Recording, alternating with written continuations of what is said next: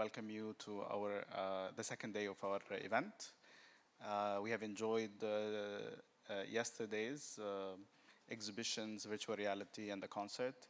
And as promised, today we bring to you very informative panel discussions and also exciting conversations with a number of beneficiaries of UNESCO and EU's interventions in Yemen.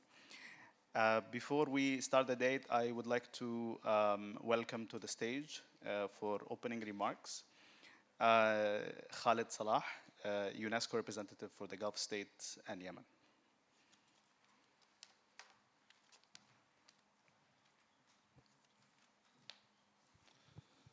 Thank you so much. Madam Sarah Rinaldi, head of the Middle East, Asia unit at International Partnerships DG of the European Commission, distinguished participants present here and connected online, dear guests, dear colleagues from the EU and UNESCO. It's my pleasure to be here with you this morning in the opening of the second day. And I would like to thank you for attending today's panel sessions that mainly aim to explore the protection of various forms of culture in times of conflict.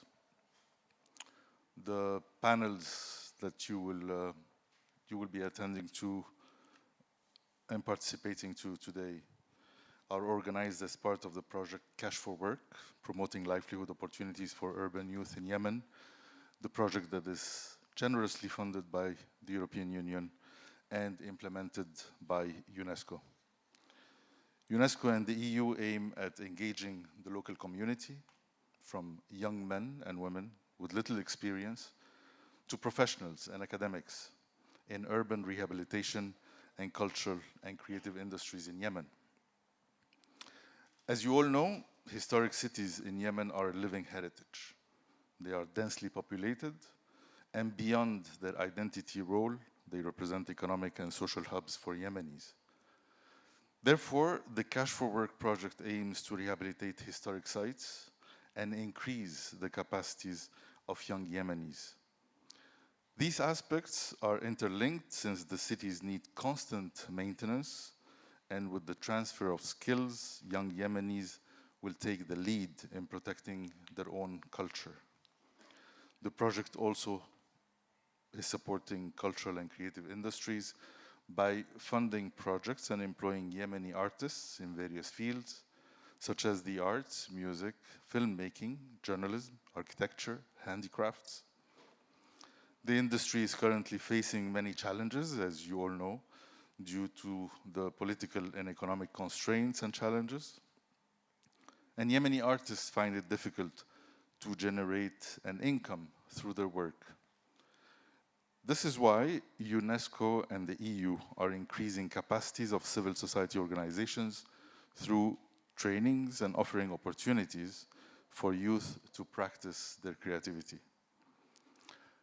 Ladies and gentlemen, the first panel today brings cultural rehabilitation experts to discuss conservation practices in the targeted cities and the engagement of Yemeni youth. The panel will be followed by a conversation with young female architects currently supervising rehabilitation works and after receiving specialized trainings. The second panel that we will have today invites experts to discuss the challenges and needs of the creative sector in Yemen, as well as present recommendations for future interventions. Two talented Yemenis will join the conversation to discuss what it means to be an artist in times of conflict. Yemeni women and youth are the most vulnerable segments of the population, and they represent a pivotal part of the human capital. The future stability and well-being of the country largely depends on their inclusion as active participants of the society. On this account, the EU and UNESCO's ongoing project and future interventions support the provision of income-generating activities by targeting young men and women as beneficiaries. We hope that today's discussions will lay the ground for ways to support culture in the new EU-funded project, as well as in times of conflict. It is the opportunity here for me to extend our gratitude for our guests to the EU and the Yemenis joining us today, both participants and online.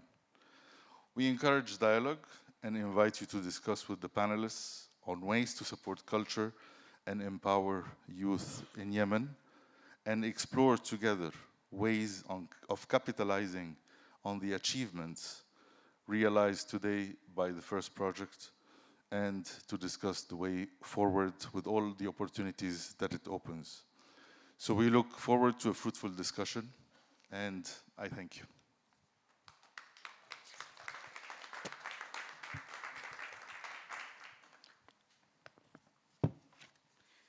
Thank you so much. The next speaker, I'm very honored to present her to the podium. She's someone who has been a strong believer in the partnership between UNESCO and the EU, with particular emphasis on the project we are carrying in Yemen. She's advocating for it within the halls of the European Commission, but also publicly, which on the side of the team that works on the project, this is something that we feel rewarding every time. I'm happy to introduce Sara Rinaldi, Head of Unit for Middle East and Central Asia from the Directorate General for International Partnerships in the European Commission.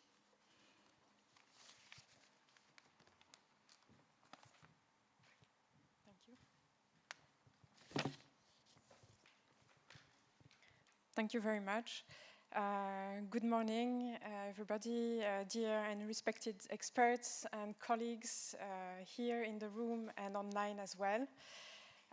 First, I would like to warmly thank Mr. Salah and his team in UNESCO for organizing this beautiful event last night and following up with a very interesting set of panel discussions today. I'm happy to be with you today, as said, on behalf of the European Commission's Directorate General for International Partnerships, to speak indeed about a project that we hold very dear. The partnership between the EU and UNESCO has been long and fruitful in different countries in the Middle East region. Like in Iraq, for example, we have this initiative that we call Reviving the Spirit of Mosul. It's about reconstructing the city, but much more than just building houses. It's really about the spirit of the city and the culture around it. So since 2018, we have also embarked on a journey together in Yemen, joining forces to preserve the rich, tangible and intangible cultural heritage of the country. This effort has been forward-looking to future generations who should have the chance to witness the grandeur of Yemeni architecture and art. And the project has also the tremendous potential to improve the lives of Yemenis here and there, I should say there and now, by creating sustainable employment opportunities, by keeping a sense of identity and belonging intact. So as you may know, when the EU decided to support this pioneering project in 2017, we were laying the groundwork for a broader EU approach on cultural heritage in crisis that then led to the adoption of a communication last year. As EU, we recognize the potential of culture as a driver for peace, for identity, and for livelihoods creation. So my team in the field has had the opportunity to visit the project sites in Aden and Sana'a and to witness how this tremendous effort is bearing its fruits, with the potential to bear many more in the future. So despite the fact that since 2015, Yemen has been facing political turbulence, economic crisis, and insecurity, and given the extent of the challenges to be overcome, the EU's commitment to working alongside all Yemenis has never stopped. Since 2015, the EU has so far provided more than 400 million euro for development cooperation in Yemen, making the EU one of the leading development donors in the country beyond humanitarian assistance. Indeed, we have, as EU, an all-encompassing approach covering humanitarian aid, but also support for resilience and development. So in particular, we believe that Yemen needs, together with short-term humanitarian assistance, also a solid medium and long-term support. For this reason, our efforts are currently focusing on resilience, economic empowerment, and recovery. We also keep a perspective on the future, standing ready to enhance our support to Yemen in line with a possible peace agreement to end the current conflict. So in the current context, we believe that working with local communities, local institutions, local economic actors is a must. And here I would like to acknowledge the excellent work of organizations such as the SFD, the SMEPS, the Public Works Program that are represented in this room and online, and we count on you to carry on transforming lives for the better across Yemen. Now, turning an eye to the future, we are continuing together with UNESCO towards the second phase of our joint project, connecting cultural heritage preservation with sustainable job creation. So I'm very happy that now 4 more cities will be covered under the project activities in the upcoming phase. This scaling up is an important signal of the good results we can achieve locally through close work with local authorities and local communities. Together, we are creating the capacities and the know-how needed for a sustainable path towards recovery. So I very much look forward to hearing from you today on your experiences working in these fields, as well as recommendations for the future. Thank you very much.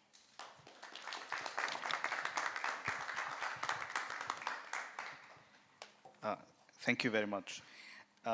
Before we move to the set agenda, I'd like to acknowledge the presence of another advocate who have been believing in the project since the start.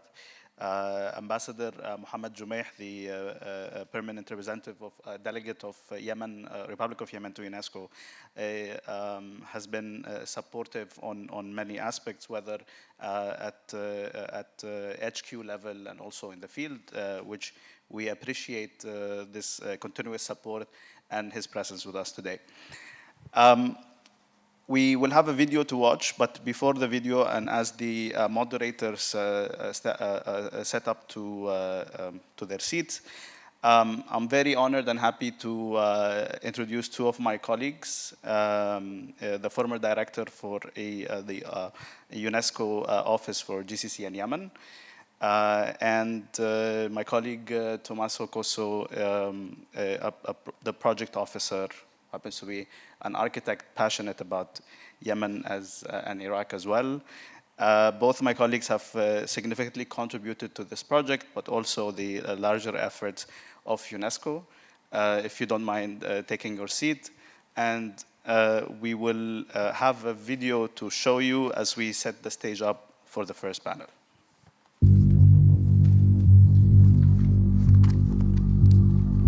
يعتبر البيت اليمني بيت متميز عن غيره من البيوت العربية والإسلامية. مدينة صنعاء القديمة على سبيل المثال بنيت بشكل تلقائي وتوسعت من مرحلة إلى مرحلة.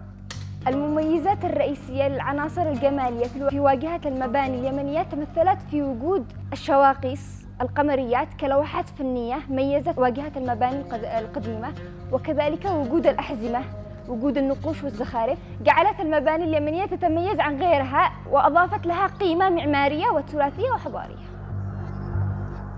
اتسمت مدينة صنعاء القديمة بالبناء البرجي، وهو الذي عكس الجانب الدفاعي إلى الجانب الجمالي، إلى الجانب الاقتصادي، إلى الجانب البيئي.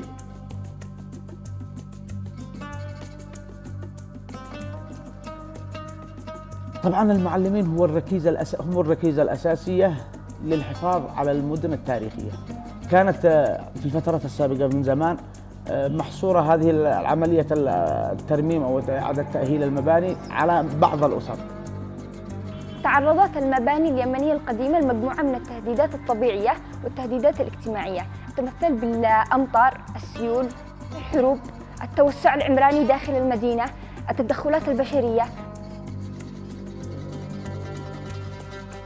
يتمثل دور مشروع النقد مقابل العمل بالدعم المادي والمعنوي الذي يقدمه للمشاريع الحفاظ على المباني التاريخية، ومحاولته لإكساب الشباب خبرات وقدرات وتوعيته بأهمية الحفاظ على المدن التاريخية.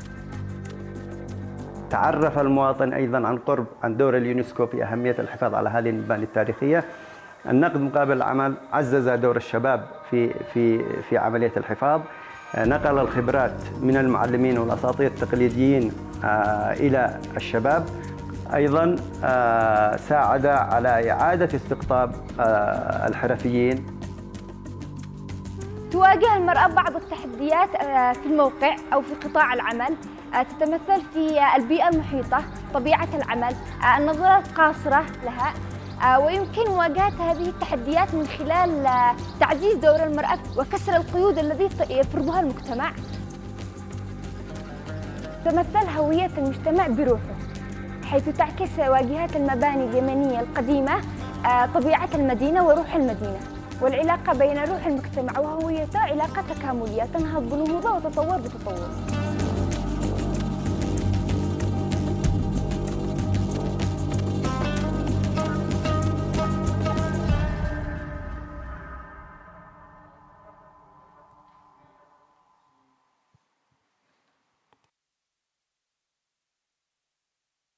Good morning. Sabah al khair to everybody here in the room in Brussels and our guests online. I'm very privileged to be here. I'm really grateful to address this panel on the conservation challenges and also great achievement that the UNESCO team in Doha did during the past 4 years, and also to discuss the way forward for the new project that will extend for 4 more years. First of all, I would like to introduce the panel that is online. Very unfortunate, our colleagues in Yemen couldn't be with us because of visa issues, but they are with us online, so I think you can see it on the screen. Let me first introduce. We have 5 panelists, all of them, I could say, colleagues, experts, and let me say friends. First of all, let me introduce Dr. Mai Shaher. Mai is the head of the Arab unit at the World Heritage Center in Paris. She is a PhD holder from Germany. She has worked extensively with UNESCO before being head of the unit in Paris. She worked extensively in Iraq. She worked also in Jordan, her home country, where she also taught at a couple of universities and also at the local department of antiquities. She also holds a master's degree in archaeology, so she's both an archaeologist and an architect. So Mai, pleased to have you here. The second speaker is Wissam Kaid, who is the Deputy Executive Director of SFD in Yemen. Hi, Wissam, good to see you this morning. Well, Wissam's main achievement was to establish in 2005 funding the small micro-enterprises for promotion services that we call SMEPs, which is now one of the major partners in this project. And my colleague, Boyana, in the second panel, will address specifically the work that SMEPS is doing in promoting creative industries and fostering work and livelihood in this field for youth, both men and women across Yemen. He has a master's degree in conflict, security and development from the University of Birmingham, and he was fundamental in SFD as deputy director, really our main counterpart for the implementation of this project, of which we are very grateful. I would also introduce another partner of this project, which is the managing director of the Public Works project that we call PWP, Mr. Saeed Abdul Hamid. Very pleased to see you online. He had several positions before this current one as Director General of Urban Development at the Ministry of Housing, Manager of Urban Development, again at the Ministry of Housing, and he was Executive Manager of many development projects, and he's, in this current position, PWP is really working on large infrastructure projects across all Yemen and many in historic cities. So thank you to have you with us. Let me introduce also my dear colleague that worked with us, Engineer Nabil Munassar, who has joined the project and the office in 2018. But previous to that, Nabil, which we know since more than 20 years, I shouldn't say it, but we are longtime friends, was director of CATS, the Center for Architectural Training and Studies in Yemen from 2002 to 2008, and after the director of a GovC branch in the historic town of Zabid, so that for us is a plus to have you in the team, knowing very well the reality on the ground. He was manager of historic city development of the project GIZ that also touched Zabid and other cities, advisor to the Minister of Culture, and then, before joining UNESCO, for 4 years, vice president of GovC. The last person on the panel, to have some gender balance with me, Leila, it's great to see you.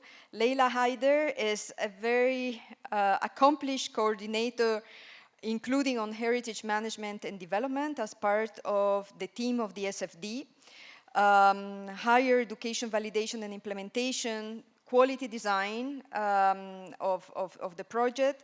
She's one of our major counterpart in SFD, so she has collaborated very, very closely for the implementation of this project.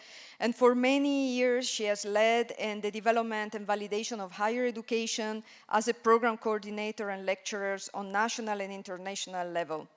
She has created a lot through her job of investment opportunity, and I must say, in particular, for women. And we will talk with you about this gender aspect in our project.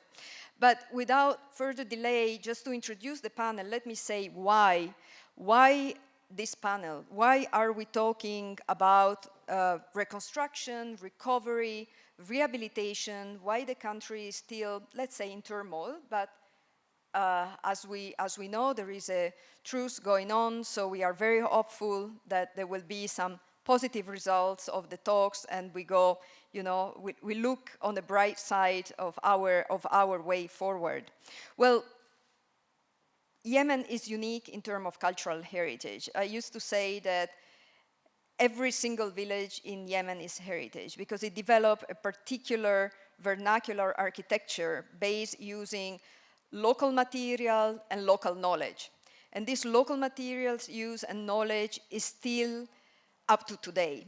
Maybe because of the seclusion of the country, the interaction with the neighboring countries maybe was more limited, it was more open to the sea, that influence like in Tarim, and on the Hadramaut, on Southeast Asia architecture, and then along the coast in Aden, we see with the exchanges, commercial exchanges with the coast of Africa, it has some influence there. So it's really unique.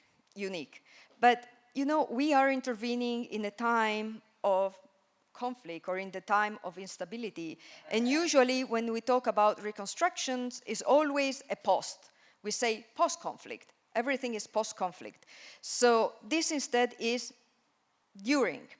And I think this is, it proved that to the approach that we put in place, it proved to be a very successful way for committing the community around the conservation of their urban fabric. And when we talk urban fabric, this project is targeting in particular housing and public spaces. We're not talking about monuments, we're not talking about archaeological sites, we're talking about housing that has been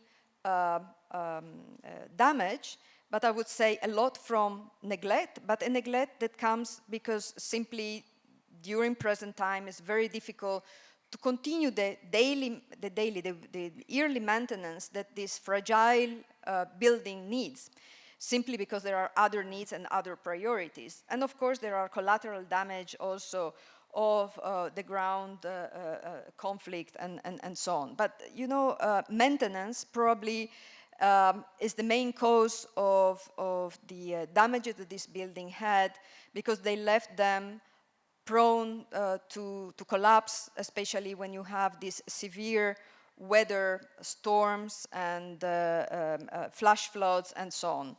So the why is, yes, we have to be there for Yemen since the beginning. And as the project Sara Rinaldi mentioned, we started 2017, 2019 operationally. We started immediately from day one in 2015 with the EU to brainstorm what can we do. And we knew that the conventional approach to restore was not the right one in present circumstances. Hence, the idea of applying cash for work to something that was never done before, which is cultural heritage. And it proved a win-win to have youth, 4,000 plus involved until now, thanks to you, our panelists that represent our partners on the ground, that provide a livelihood to themselves, to their families, but also the livelihood of all the people that are linked around the rehabilitation, the people that are procuring the materials that are local materials, for example, the community that is requiring more. And we were visiting Sana'a, another city, was asking, why not my house? Why you don't restore my house? So we created as well a momentum within the community that understand and appreciate this cultural heritage. Now, we want to hear from you. And I would, let me start to set the grounds on, you know, why work during conflict time? Why rehabilitating and conserving during conflict period? And I would like to ask my colleague May Shaher to intervene, and first of all to give us a little bit the background of the World Heritage List, and 3 cities out of well, all the World Heritage sites in Yemen are on the list in danger, and 3 of our cities in the project are on the list in danger. So if you can explain a little bit more, what does it mean on the list in danger? So the floor is yours.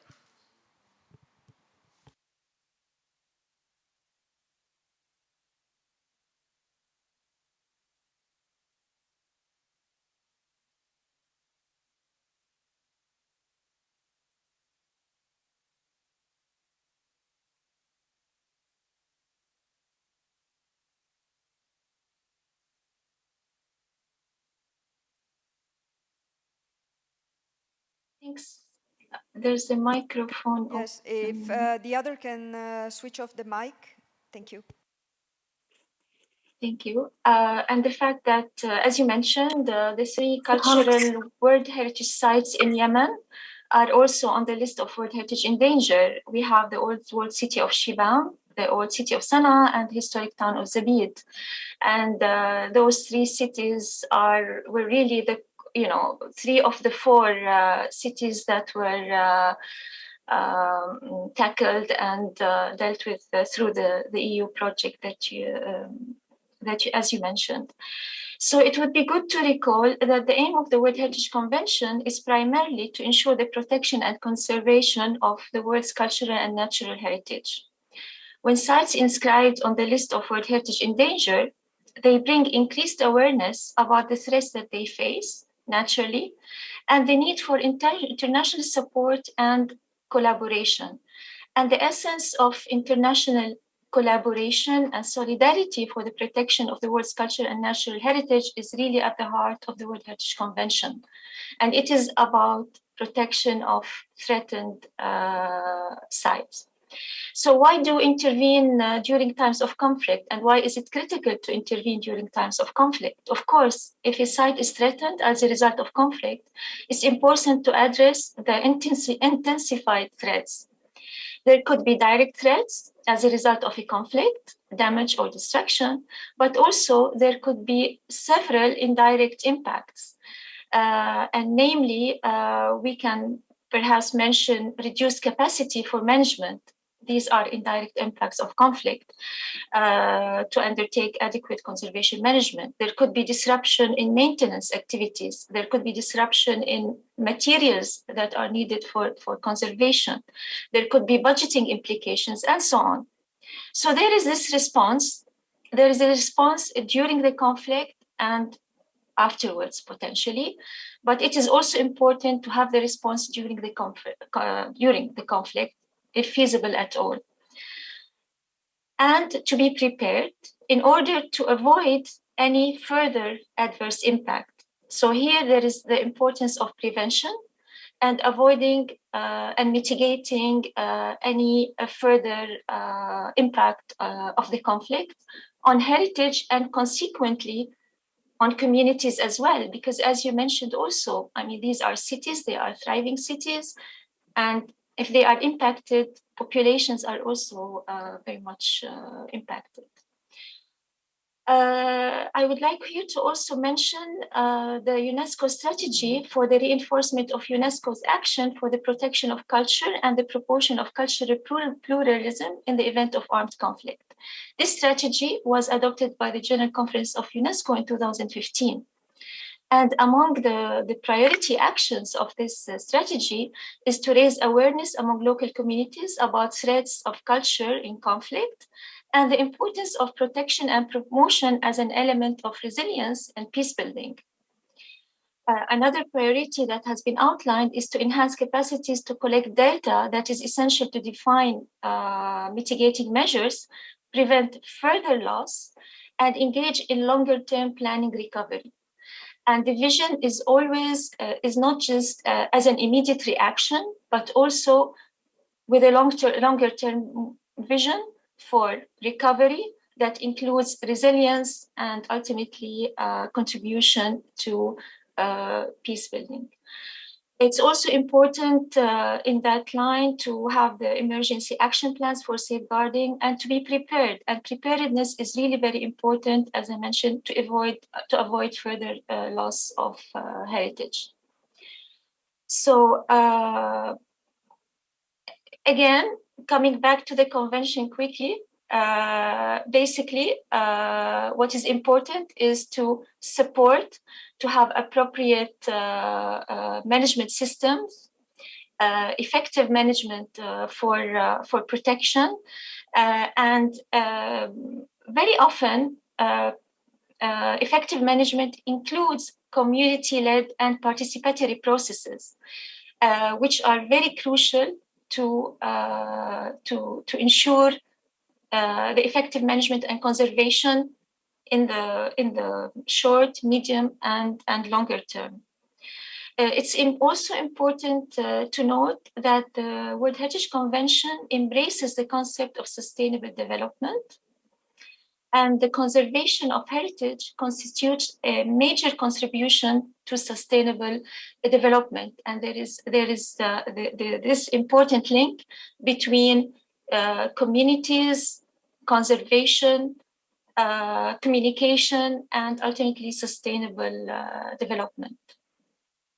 Well, thank you very much, Mai, for replying at large, the question. But I want to come back a little bit on the issue of prevention and the importance of prevention. Of course, you are never prepared 100% because you cannot foresee 100%. But we are experiencing as well in the middle of Europe, a disastrous conflict that is not saving cultural heritage also from destruction. So can you give maybe some guidelines or idea of what can be the preventive measures, that the country, a city, a World Heritage Site should have in place as a minimum base to make sure that, when things happen, and it could be natural disasters, whatever, the community and the practitioners have the tools and are ready, to respond?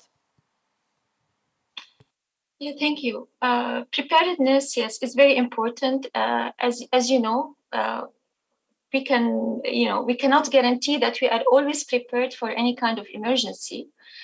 But emergency preparedness plans are really critical and very important to sites, cultural and natural heritage sites, whether World Heritage or not World Heritage. Essentially, it starts with knowing what we have, with documentation, with understanding the sites that we have, documenting them, having an exercise of what hazards can take place, and planning for those hazards in order to ensure that we are prepared. And a key core of this is, of course, capacity building. It is capacity building of all stakeholders to be prepared, and it's also including capacity building of communities and their participation in terms of, in case of an emergency. And this is why preparedness is very important, and it's usually a very inclusive exercise in order to ensure that whenever hazards happen, that actions can be immediately prepared. But it also involves all other stakeholders in ensuring that there could be clear accessibility to cultural heritage to ensure protection and immediate mitigation of impact.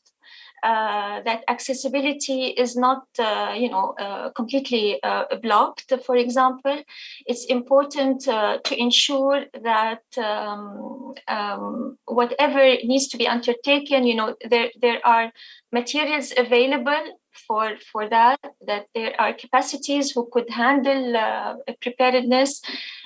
Training is undertaken, documentation is there and has been carried out, and so on. I mean, emergency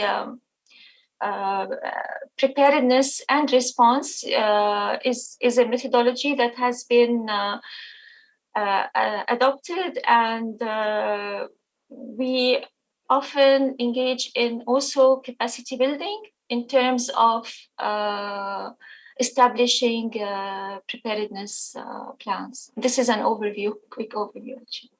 Well, thank you very much, Mai. I mean, I think it was very exhaustive, and I think it will be a lot of food for thought.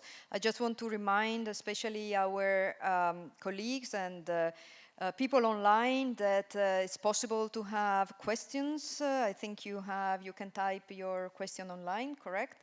And we will be able to see and respond and address them to the panelists. So please feel free. I would like to move forward, and as you know, and I mentioned before, the Cash for Work modality, this is the first time that this modality was applied in the time of conflict on cultural heritage. It was a premiere for UNESCO. I think it was a premiere for the EU. I mean, it was really a model that now UNESCO is using in other countries and is giving its fruits. So to see how, such a tool of Cash for Work can support preservation in historic cities and creation of livelihood, I would like to pose these questions to our next panelist, which is Wissam Caid, as I said before, from SFD. So what are the results? I mean, you have been from day one fully involved in the project, this new approach. So what are the fruits? What does it mean, the creation of livelihood opportunity through this tool? So Wissam, is over to you. Thank you. Thank you very much, Anna, and thank you very much for inviting me on today to speak as a panelist. Before answering the question, please allow me to state that the Social Fund, myself and the Social Fund for Development, are really proud of the relationship and the partnership with UNESCO and the EU and the European Union. This partnership is really about investing in human capital, and we haven't seen much of that during the last 8 years, particularly in supporting young people to gain the productive skills. And together, in that way, working with young people to preserve our beautiful old cities, we're kind of linking the youth of the country to centuries of Yemen's history and development. And that's really amazing. Now, regarding Cash for Works and the preservation of old cities and the link to livelihoods, really an important question. And I think it really falls back to two keywords and the results they produce. You have to be able to innovate, particularly in the context that we're in, and we really need to be able to adapt. And I think what we've done in a smart way is addressing the needs of the communities in these old cities. We've been able to expand how we understand social safety nets through cash for works. What that actually means is that we've adapted cash for work schemes to be more about skills, because we really need a higher level of skills in the preservation of these cities. And that's produced a number of dynamics, or we're seeing a number of dynamics. So in terms of the fruits, almost 5,000 young men and women have been paid to learn and paid to work. And when we're looking at what happens with the funds that they're receiving, we're seeing funds are being utilized to buy food to survive. But when we get to a certain threshold of cash transferred to the beneficiaries, the young people that we're working with, we're also seeing funds invested in productive assets, in the tools required to carry on with this kind of work. So we're seeing young people are gaining these productive skills. That's the kind of professional development and these highly marketable skills. They're gaining the exposure to master builders who have decades of experience in working in these old cities. We're introducing them to, for the first time, banking systems. They're receiving their payments through banks. We're supporting them to get national ID cards. So they're becoming more than a number. You know, it's about rights as well, and inclusiveness, particularly within the financial context, which means in the future, they're able to get access to financial services, wider financial services.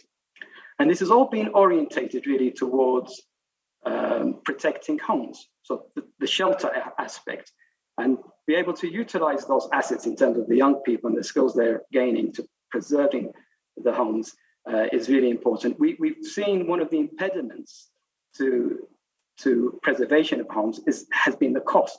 There are limited numbers of skilled personnel and people. The master builders are getting to retirement age, or some have left the country. So what we see as a market failure is the supply of skilled labor. And I think being able to address that in this project has been really important.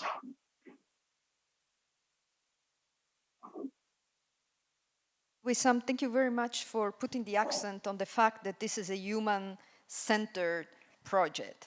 You know, it looks at the livelihood of youth applied to cultural heritage, but at the end, we are talking about people.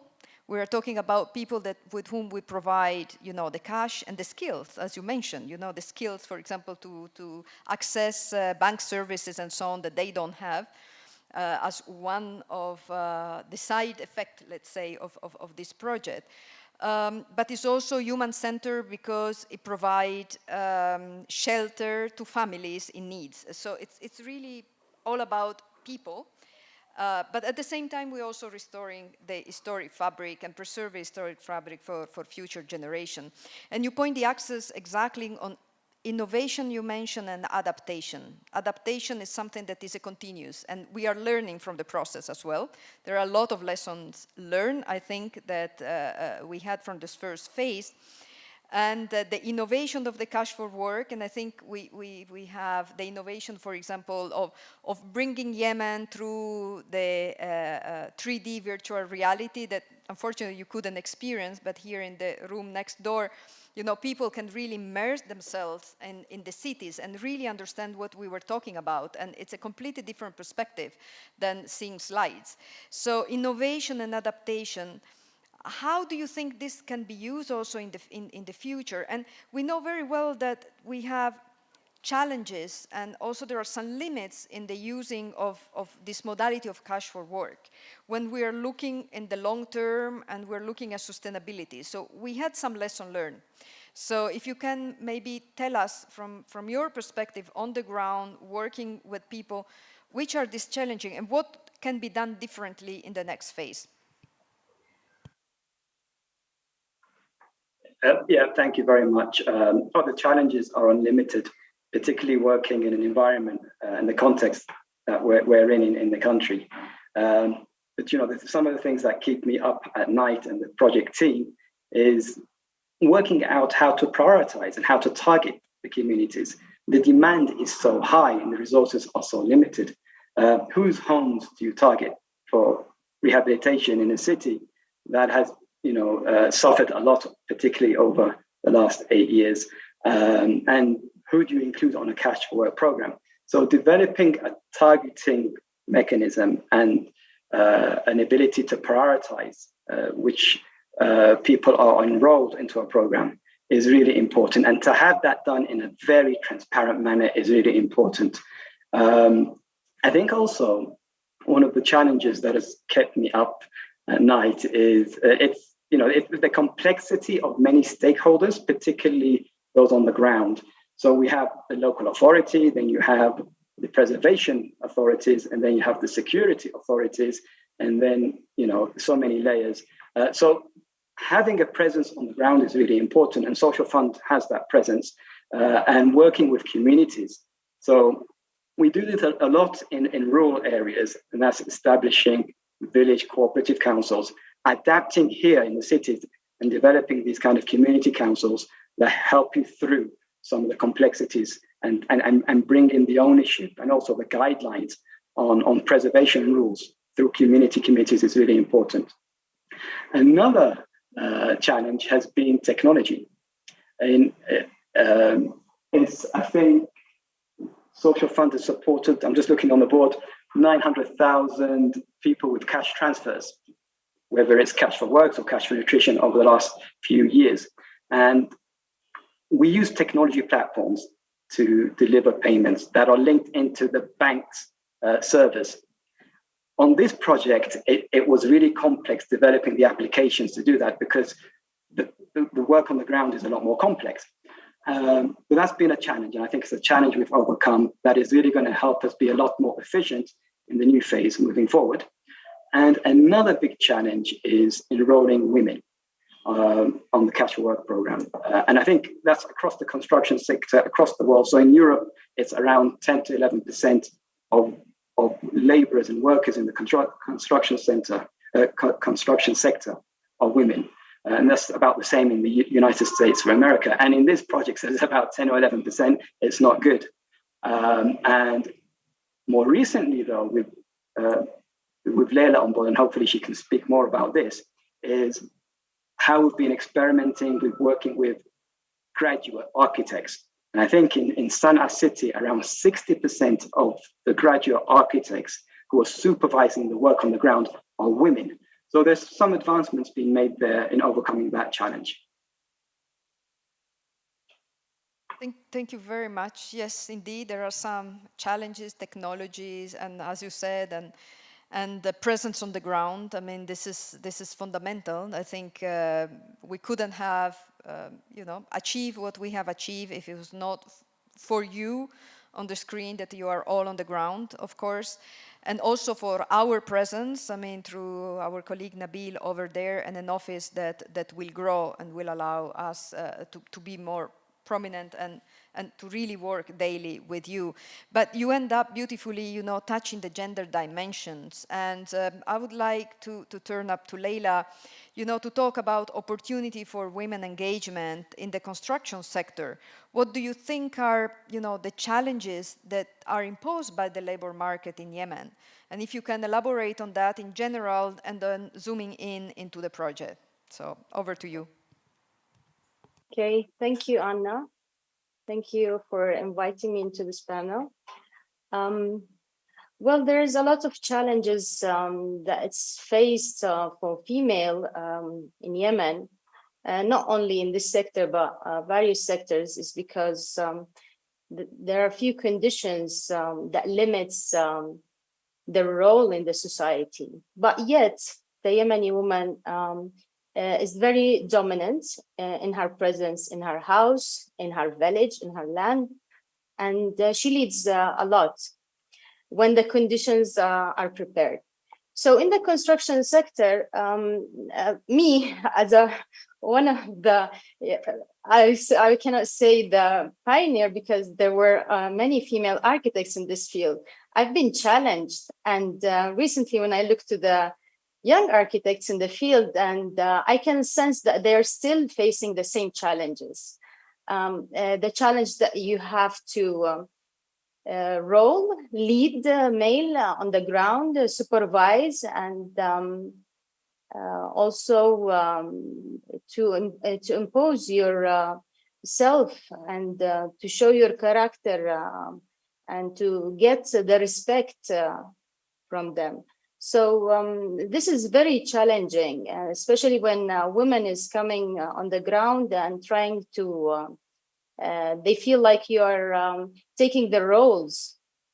So here there is a lot of challenge for architects, but yet with all of that challenge we are facing, we still manage to get this opportunity. We've on the ground, and we worked here in the project on empowering our youth architects in few activities. We have the damage assessment that happened in Sana'a, the old city. We led with a few youth architects who have been trained on the damage assessment. Also, we have the intervention, the building intervention, emergency intervention. Previously, at the first phase, we had around 24 architects, archaeologists, quantity surveys, and engineers. And recently, we have increased this practice and the modality of the trainees. So now we have around 60 participants who are female. And this happened because we also have more sites to supervise, which gave them more opportunity for the females and also the youth architects, definitely. We give them an equal chance on the ground, and we try to empower them and try to enforce this new practice, let's say. Their presence, it's new maybe for some of the craftsmen who are coming from village or rural areas that they haven't seen women leading or site supervising. So we are changing this dimension and people's perspective in the community. And not only that, but also with creating all the workshops of woodcrafts and carving, wall carving, ornaments, coloring, all these handicrafts that have been dominant only for males. We are introducing females who are very good and very detailed in doing these crafts. And they're very brave, actually, in coming forward, stepping forward and signing up for the workshop. I was shocked myself when I see the numbers are high, increased, especially in a town like Zabid. Going out of the city from Sana'a to Zabid, and let's say it's kind of rural area, and the community, it's very tight and it's very educated. And because of this condition, I would say the social and educational condition, they have a big strength in supporting their women, whether they say, we don't mind my mom, my sister, my wife to go and get the chance for getting trained and getting this opportunity. And actually this practice, let's say if the project is finished, what they're gonna do next? Yeah, we have to think on what's the long-term activity. And I kept worrying because they keep asking me as well, what we're gonna do afterwards. So I'm saying, yeah, maybe this craft, if you cannot gain a job opportunity and money income, but you can still practice it in your own house. Yeah, because they are living in this typology and this house.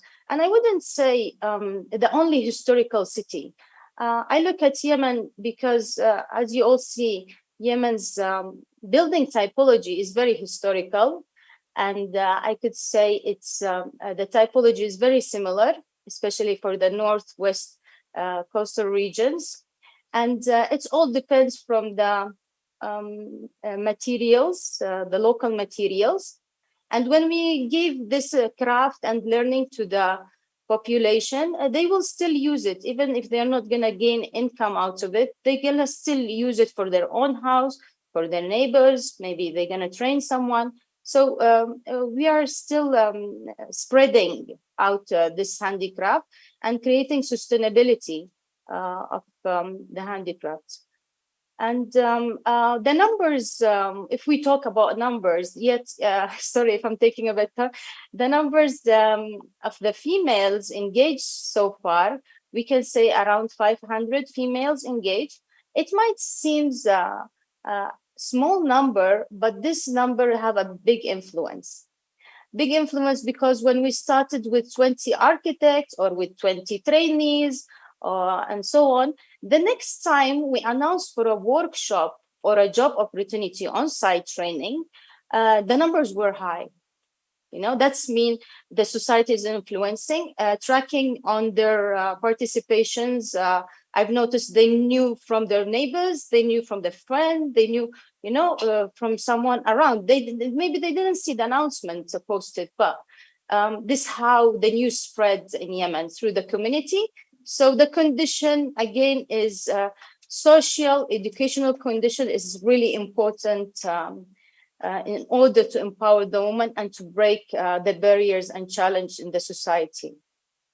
Thank you very much. And thank you also for mentioning, first of all, for your job in getting more women, and the role of the community, you said, is essential, the word of mouth from one to the other, and also for women to becoming through the project role models.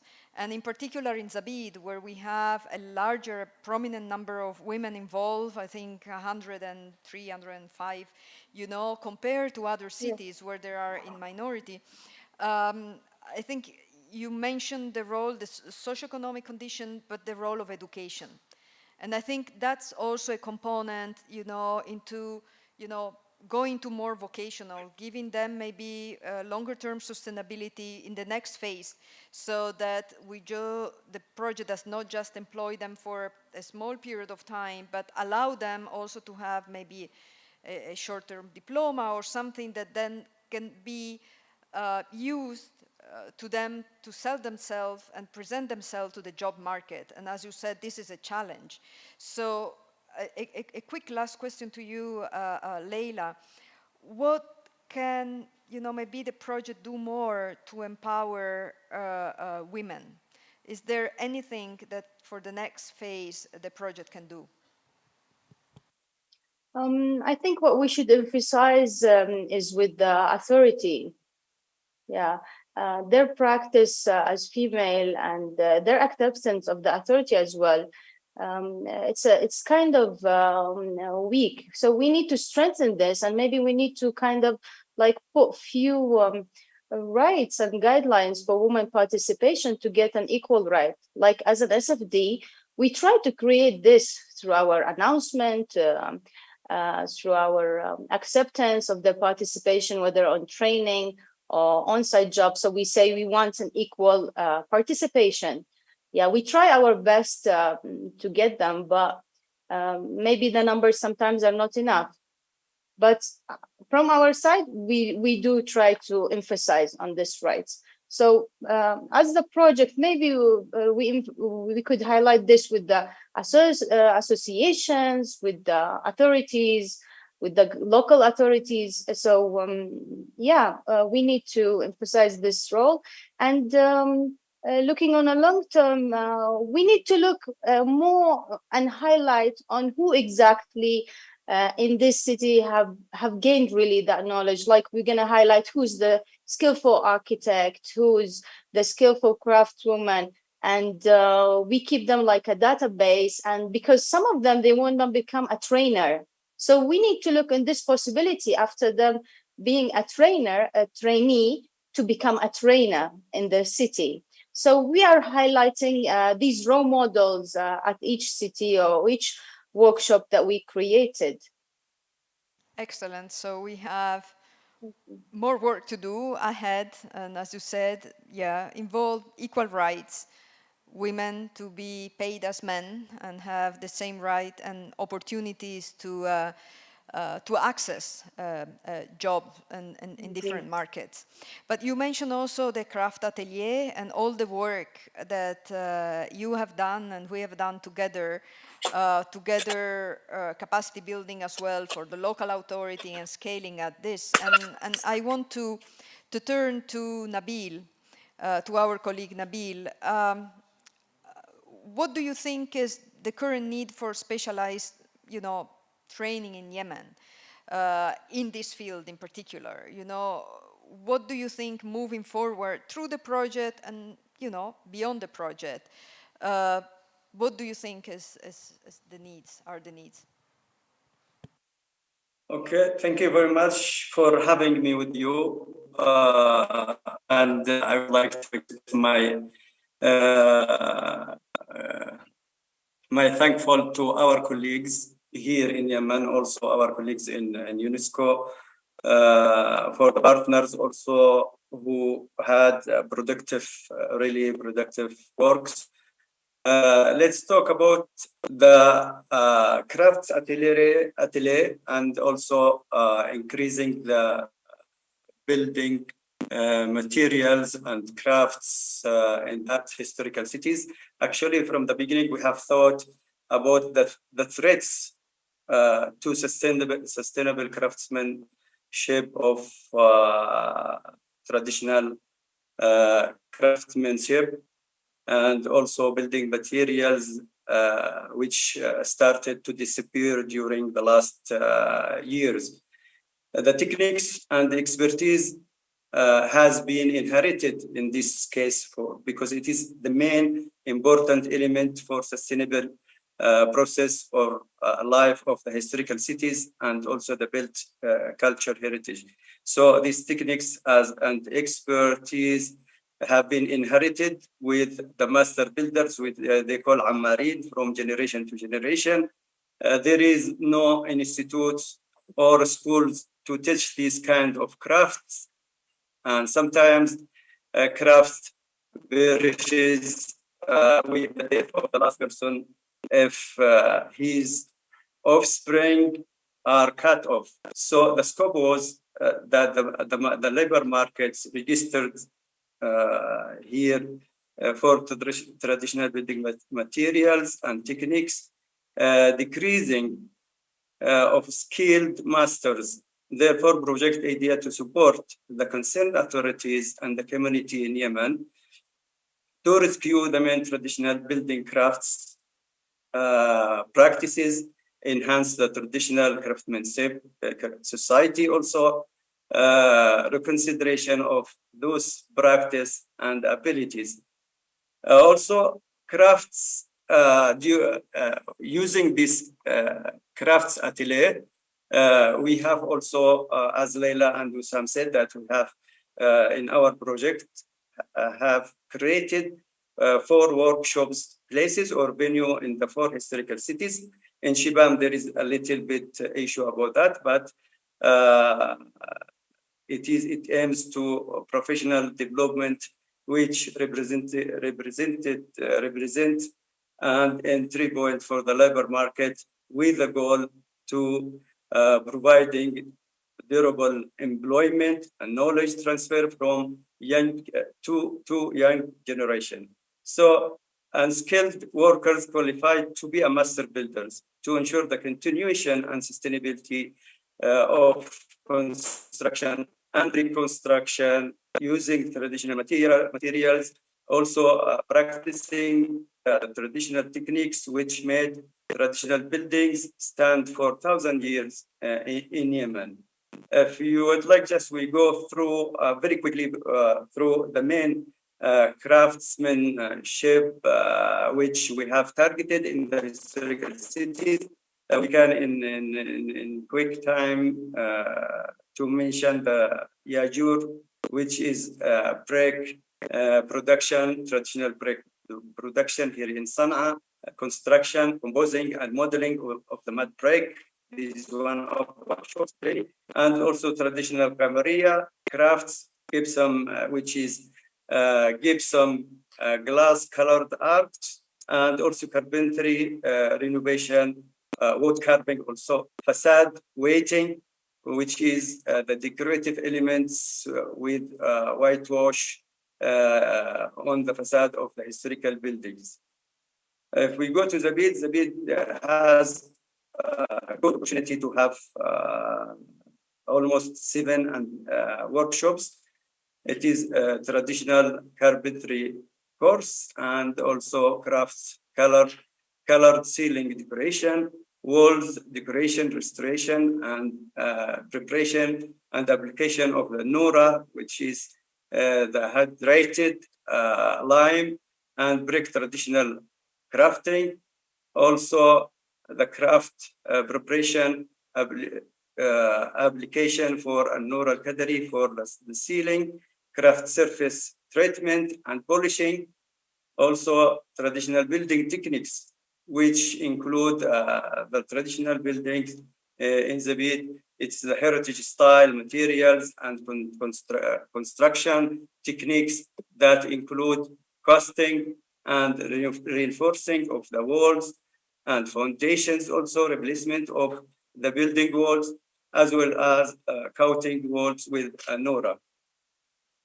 There is ongoing, in this time, they will start also blacksmith traditional applications and techniques, and also traditional wood maintenance, on-job practices and training for the young people, walls decoration techniques, surface reinforcing and polishing, and its techniques. This is will target more than 190 young people, 10 of them, 100 of them are male and 90 female. All the targeted people, young people, have been until now 443 beneficiaries. Then also 3 traditional techniques and crafts, which were very important because Adan also suffered from the lack of this traditional because of globalization and modern city. For example, the bomis, it is one of the traditional techniques and bonding materials used with construction of stone walls and trough surfaces and etc. Also traditional wood carpentry. One of our target was also to rehabilitate the balcony and carpentry facade and windows in Adan, which has very wonderful facade and buildings from different areas. Also gypsum applications. Nabil? Yes. Yeah, just because of the sake of time and we have another panel. First of all, thank you very much. I mean, the specialized atelier, I could witness, and I think all of us, you on the screen witness, you know, really the involvement and the need, you know, and the involvement of women and the enthusiasm of women that we're asking, we want more, we want, you know, our friends to join, how we can do it, and so on. I think what you have light is fundamental. You know, it's all about, you know, craftsmanship, and we couldn't restore this building without this knowledge. And this knowledge has to be transmitted, and we need more people to have this knowledge, because in the recovery phase, there will be more job opportunities, you know, for people to engage and to restore more. And as I said, most of the cities are historic cities, and this needs is enormous. So the project that will continue will cover a part, but certainly will not be enough for the need of the countries. So linking them to the labor market in future will be something that the project will have to think about to create a long-term sustainability and employment opportunities for men and female in the craft market. But at the beginning, we were talking about prevention and preventive actions, and I'm turning it to Said, because PWP have done a tremendous work, and I've seen myself and witnessed in working not only in restoration and rehabilitation of houses, of course, but in flood prevention. And that's what I would like you, Said, to tell us a little bit more. I mean, the effect of climate change, you know, on the historic city of Yemen, of course, it's global, you know, the impact, and we have seen in Yemen more and more episodes, frequency of flash floods, and being the building very vulnerable, you know, they need preventive measures. But you have worked on Wadi Saila, and I would like that you explain us the work that you have done for preventing flooding entering into the urban area from the overflow of the Wadi Saila. So the floor is yours.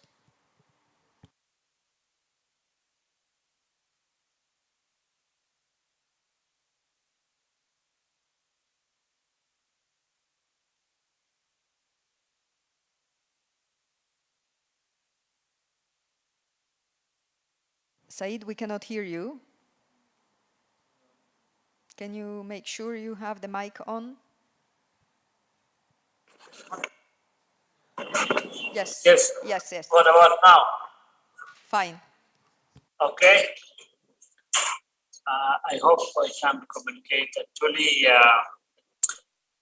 our project first experience with UNESCO was the main objective of which was the protection of the old city from the flood, which was experienced early last year. So there was a flood, great flood. Actually, it was abnormal. It was flooding to the houses in both sides, but mainly to the western side. Our intervention was financed by EU through the UNESCO. The main objective was to first protect the remaining houses and the same area from the future flood. And the second is also to protect the houses individually. So we have studied the case. We have, in cooperation with UNESCO people, our Nabil and your people, and in Doha, Qatar, Doha, we have made a study for the Wadi itself first, the water channel, and we found the proper solution, at least at the moment, in order to protect the city from the future flooding expected. So we have designed by specialized consultants a wall, steel gate, closing the entrances of the areas from the wadi to protect to prevent the water coming into the housing zone, and then we made also a proper detailed design, and then constructed these gates in order to protect the area from flooding. The second part was to protect the houses themselves from the water coming from the same area.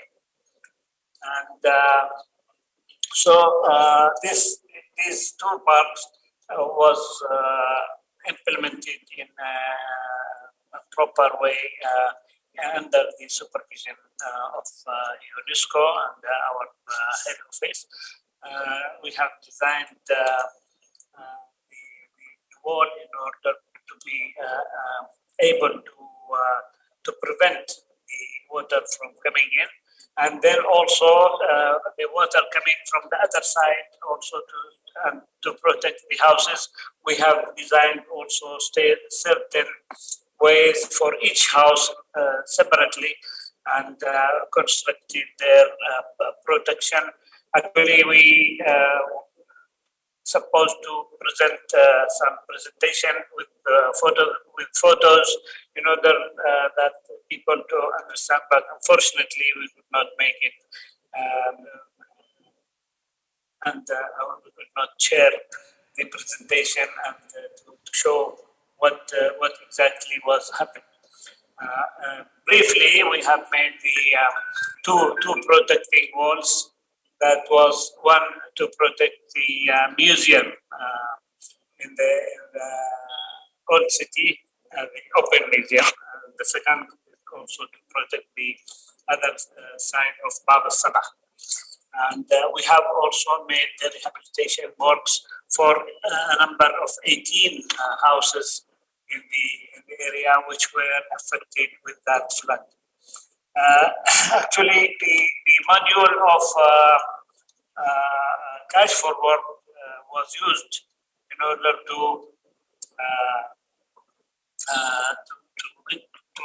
construct this, to implement this project, was actually proven to be very suitable for the protection, because first, all of the works have to be designed and implemented under the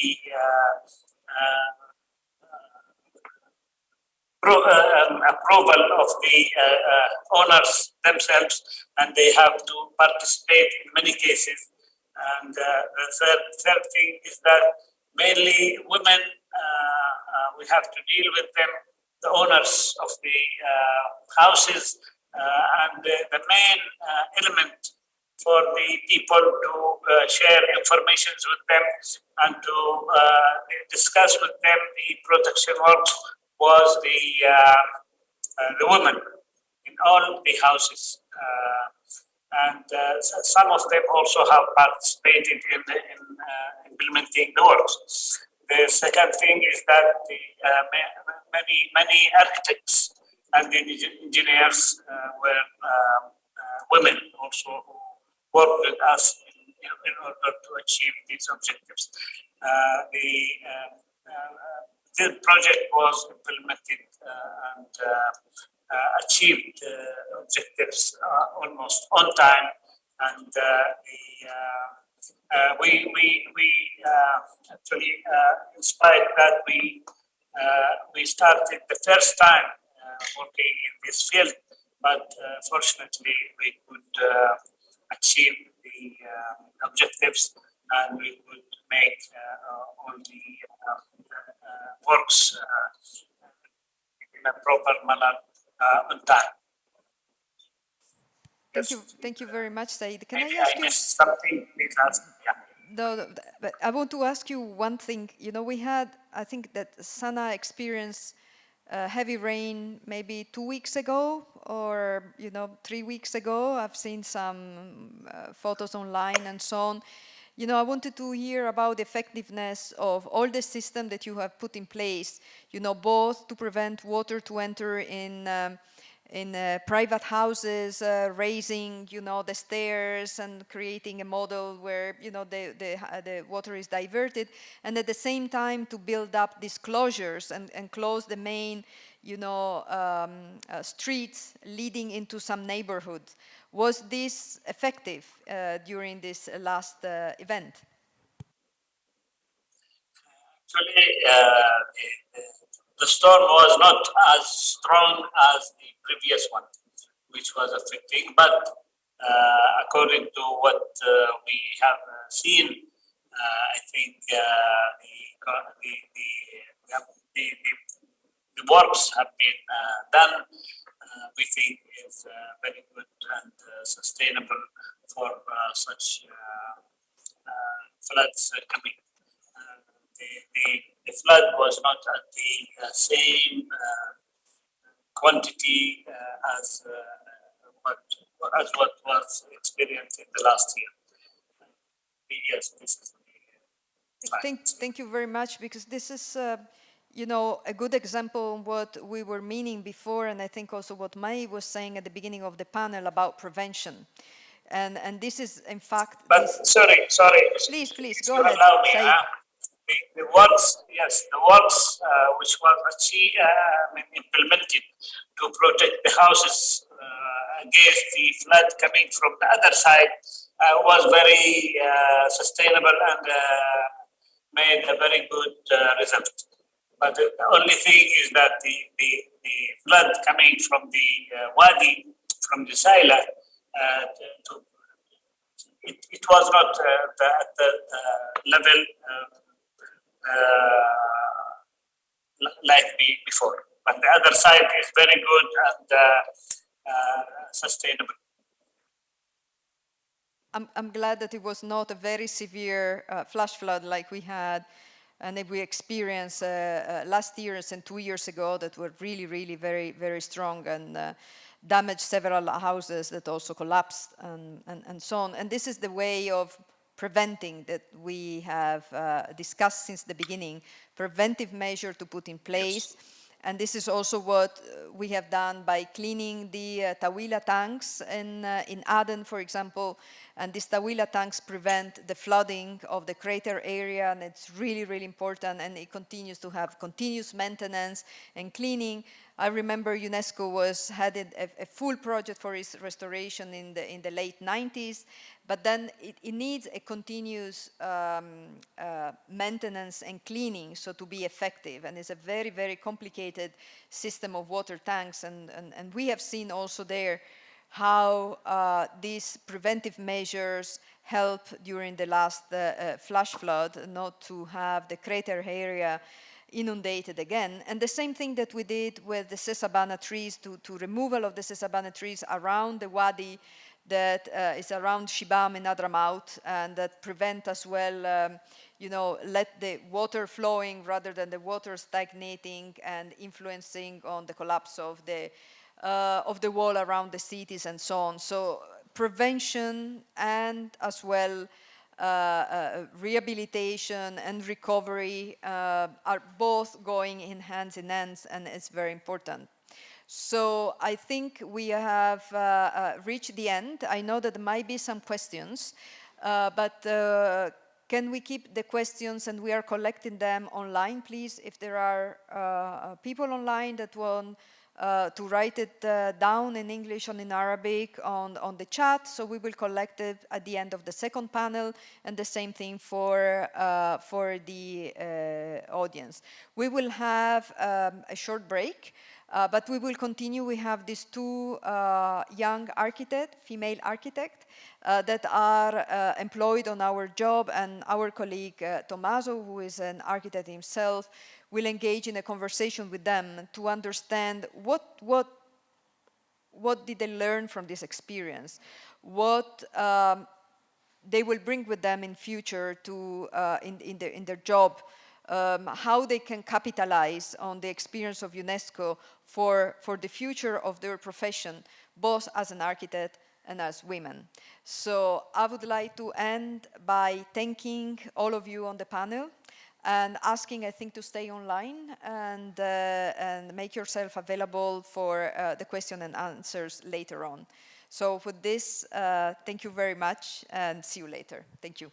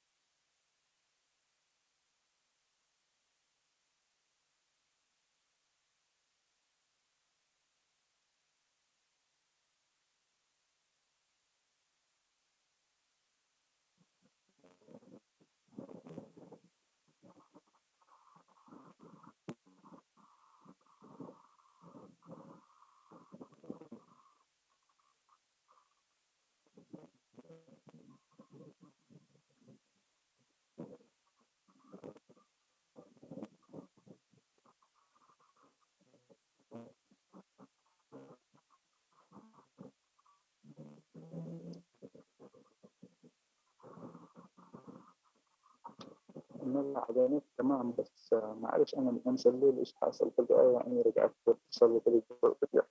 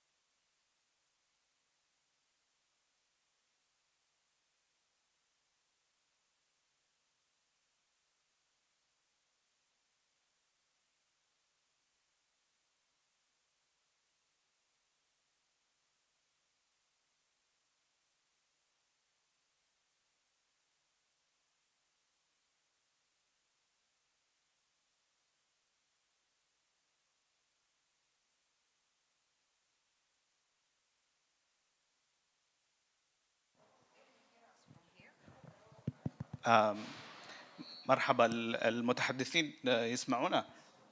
عمر، مختار.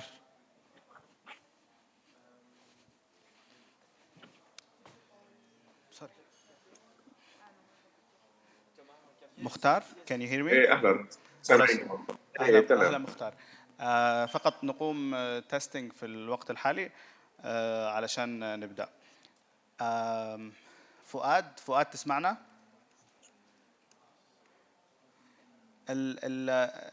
المتحدثين في السكند بانل رجاء you turn on your cameras، شغلوا الكاميرات تبعكم لأنه we are going to the panel 2 directly after the break.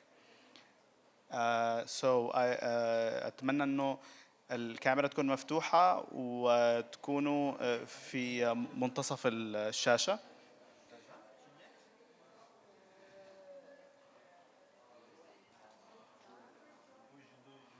وشوية بنعمل sound and video check.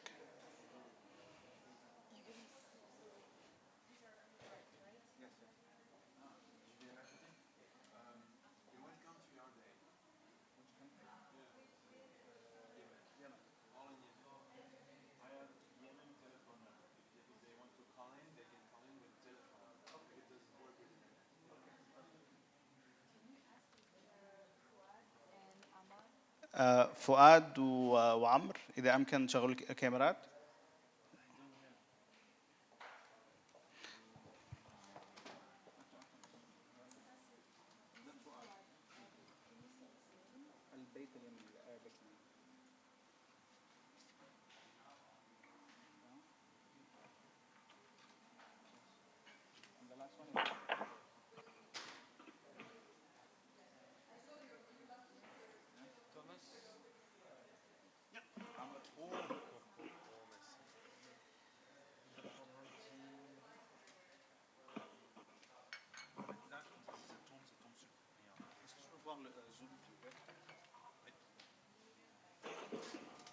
عمرو تسمعنا؟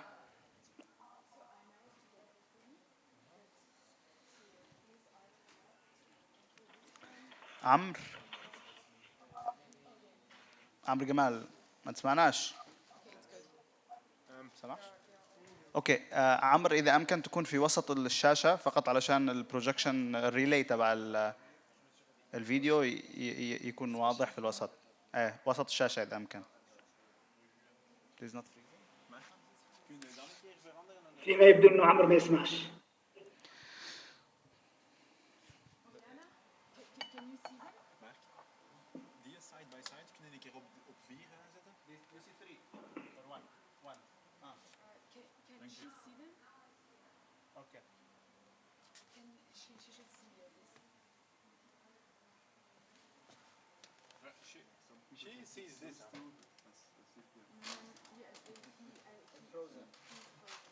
اوكي صفية تسمعينا؟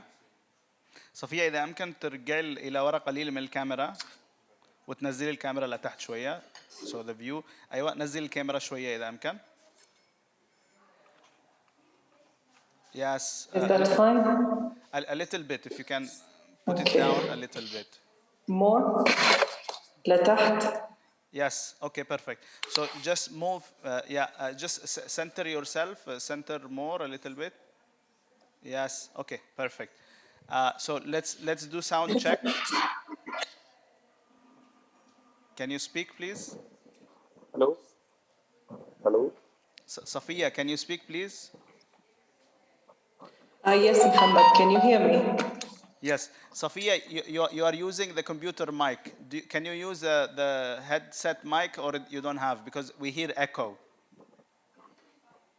I'm actually using this one, but let me check it again.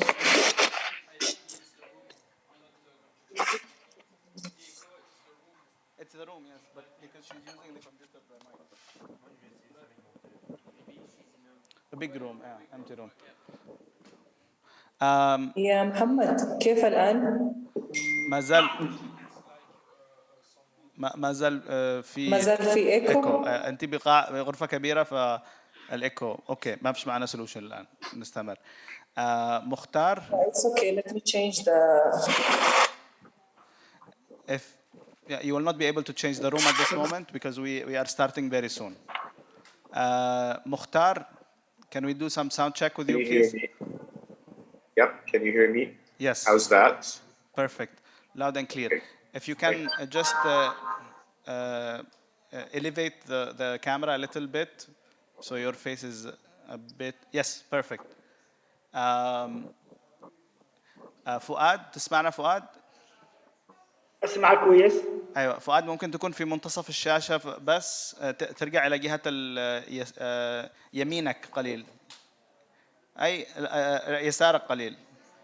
ايوه بيرفكت. ممكن تتكلم؟ اوكي هل الصوت واضح؟ ايوه الصوت واضح جدا حلو تمام. عمرو connected. I don't think so. عمرو تسمعنا؟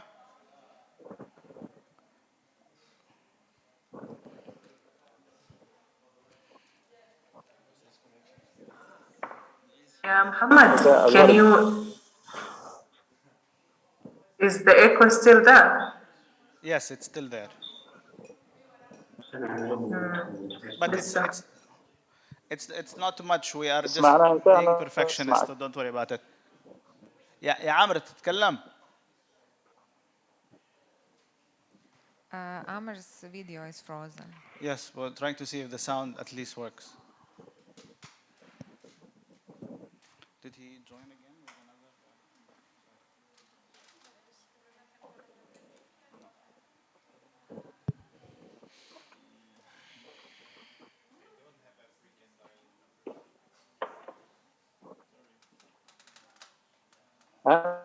أنا أسمعك ولكن شوية متقطع. هل تسمعنا؟ نسمعك الصوت يتقطع يا عمر. إذا أمكن طفي الكاميرا اللي أجلس بالوسط. خلاص أنا أعمل تيست. كلمة صوتك. مش قادرة الآن لأنه بعمل تيستينج مع البقية. Sorry Sophia, if you can mute your mic please. عمر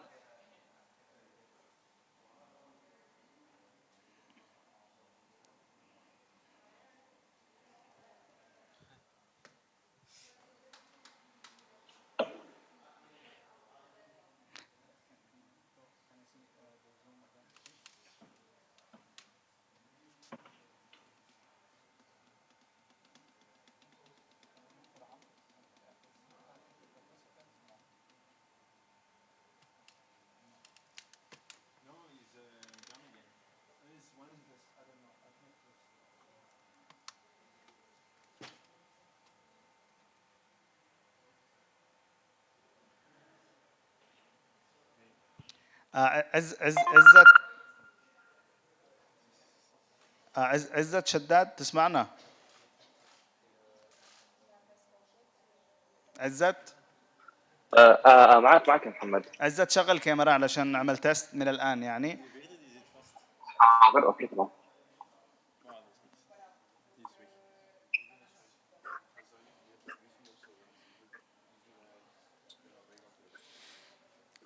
يسرى الحداد، هذه ريام أو هيام من بالضبط؟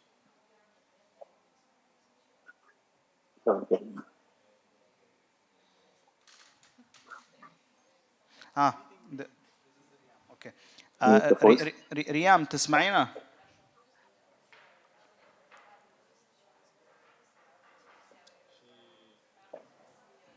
ايوه اسمع الصوت. كي تكلمي لو سمحتي. مرحبا استاذ جابر. اوكي، هل ممكن يدبروا لك سماعات لانك في قاعة اجتماع وفي صدى، ف رجعان لخوفيس مابس يدبروا لك سماعات. عزت اذا امكن تكون في وسط الشاشة، ارفع الكاميرا قليل واعمل ساوند تيست عشان نسمعك. تسمعنا الآن محمد؟ أيوة واضح تمام، فقط ارفع الكاميرا قليل فقط علشان. حاضر، ارفع الكاميرا شوية. ارفعه كده كويس؟ لا ارفعه وانت بالوسط، مش ترجع يسار ويمين. أو خليني بالوسط. اوكي طيب، ثواني بس رجع كده. رجع كده تمام محمد. انا بالوسط طبعا. تمام جميل. اوكي كويس. تمام. ريام وعزت خليكم ستاند باي، خلوا الكاميرات شغالات ولما نبدا الكونفرزيشن بنبدا معاكم. الان عملنا ساوند تشيك مع البانل وبعدين بنشوف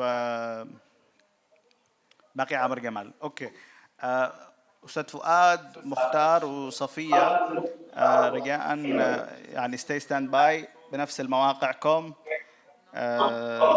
until we start.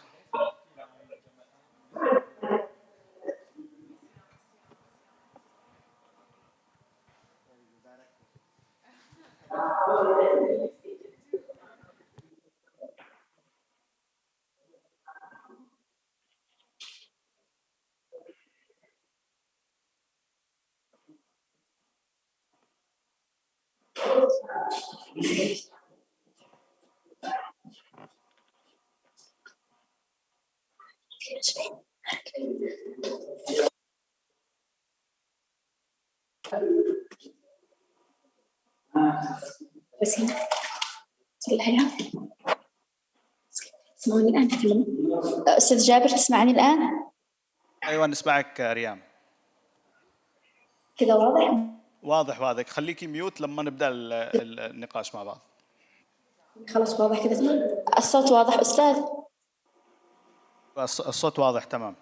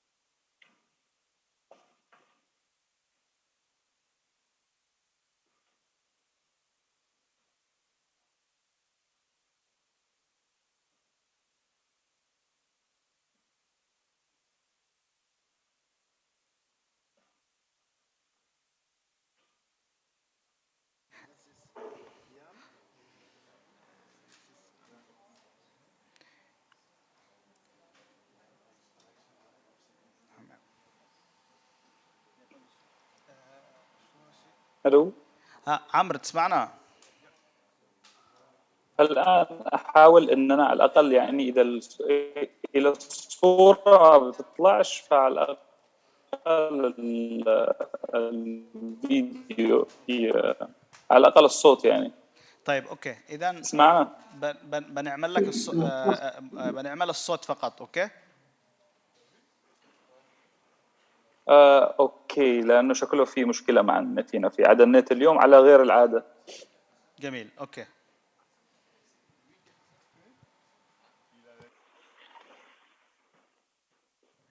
Can we start?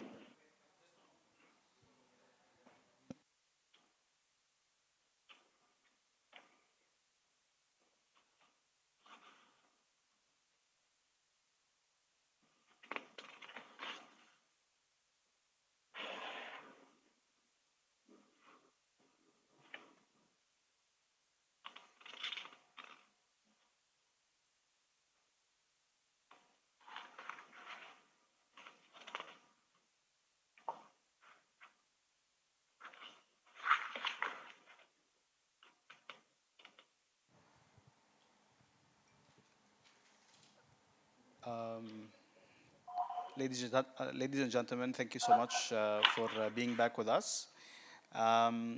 Unfortunately, we have seen some technical issues. The foreseen conversation with the two architects, we're trying to solve the connection of the architects, and if it works in the next hours, we will postpone it. Otherwise, unfortunately, we cannot have the conversation, but we'll keep you posted. For the meantime, we will move on to the second panel scheduled for today. And I'm very honored to introduce my colleague and the manager of the Cash for Work project.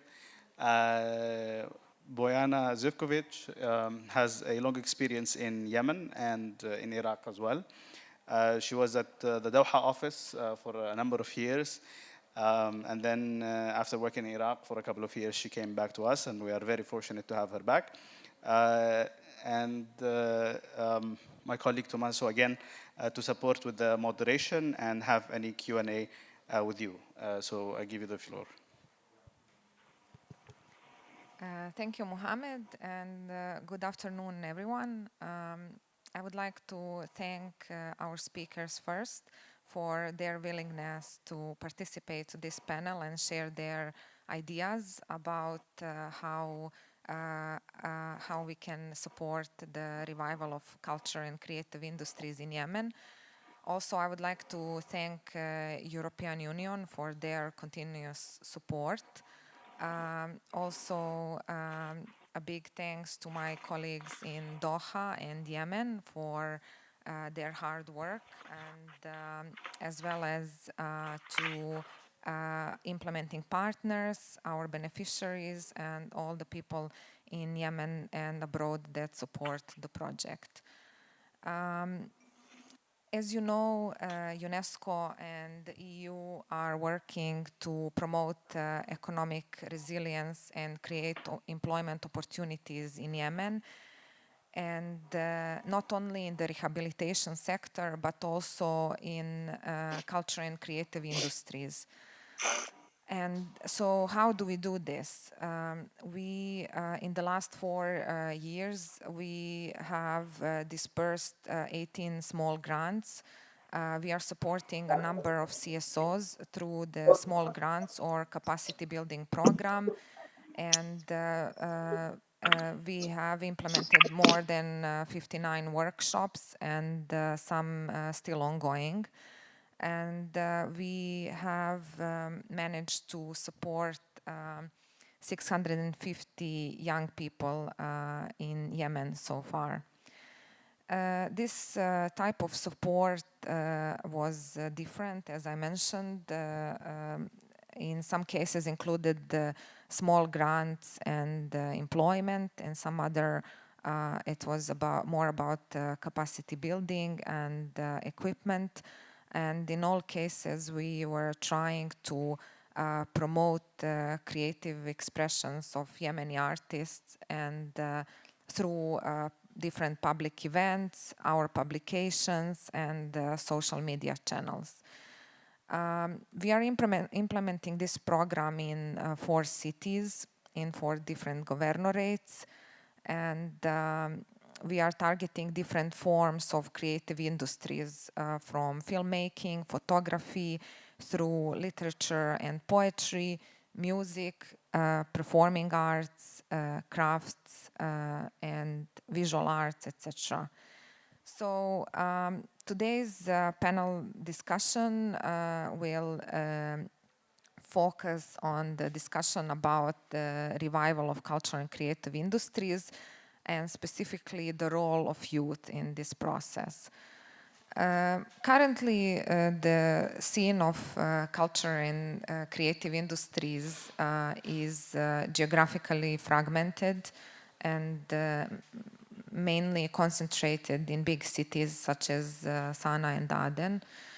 And we all know that the few remaining institutions that still operate in these challenging circumstances in Yemen, they struggle to support themselves and to elevate the sector as a whole. So what I know from my meetings with artists is that there is a plenty of talent in different artistic forms in Yemen, and but these artists lack supportive infrastructure to learn, grow, and produce their art pieces. So this panel today will explore this current status of the cultural and creative industries and the needs of young artists. Moreover, we will discuss the impact of our small grant program by looking at the examples of the Yemeni House of Music and the Khalij Aden Theater Troupe. So in this regard, it is my great pleasure to introduce today's speakers. And once again, I would like to thank them very much for participating. Today with us, we have Safia Al-Jabri. Safia is the Executive Director of the Small and Micro Enterprise Promotion Service. She is also a member of the Young Global Leaders under the World Economic Forum. Safia is experienced in private sector development, rural development, and humanitarian work, specifically in conflict and fragile settings. Safia holds a Master's of Science degree in Finance from the University of Southampton in the UK, and she is joining us from Sana'a today. Thank you, Safia. It is my pleasure to have you here today. Our second speaker is Mukhtar Kokash.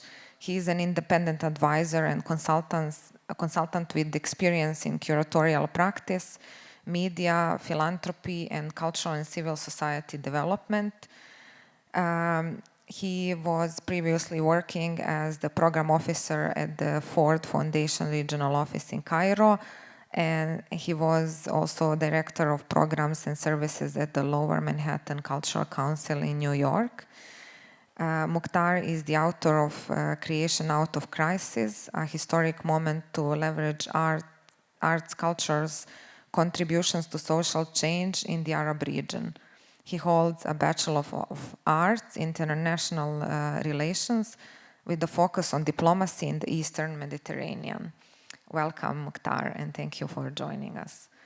Our third speaker is Fouad Al-Shargabi, the founder and director of Yemeni House of Music.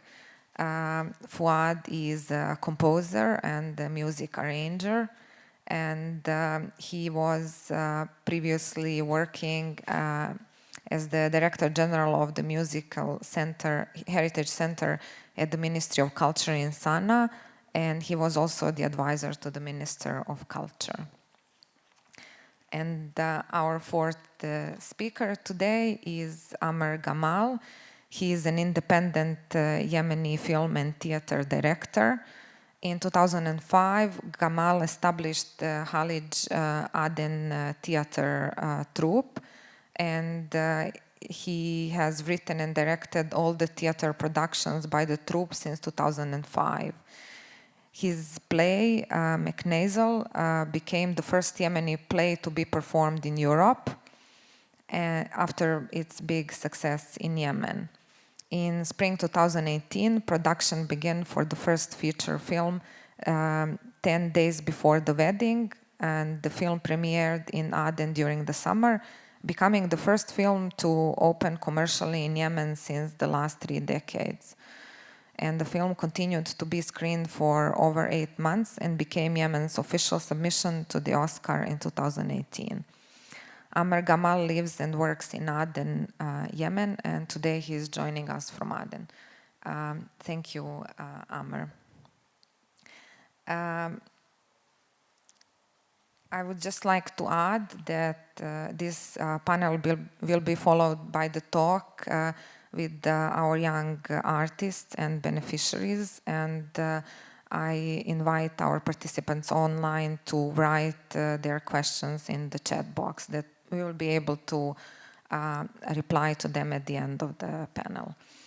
So, Sophia, I would like to start from you, since you are the only lady among the today's speakers. SMEPs have been the main implementing partner of UNESCO in this sector of creative and cultural industries.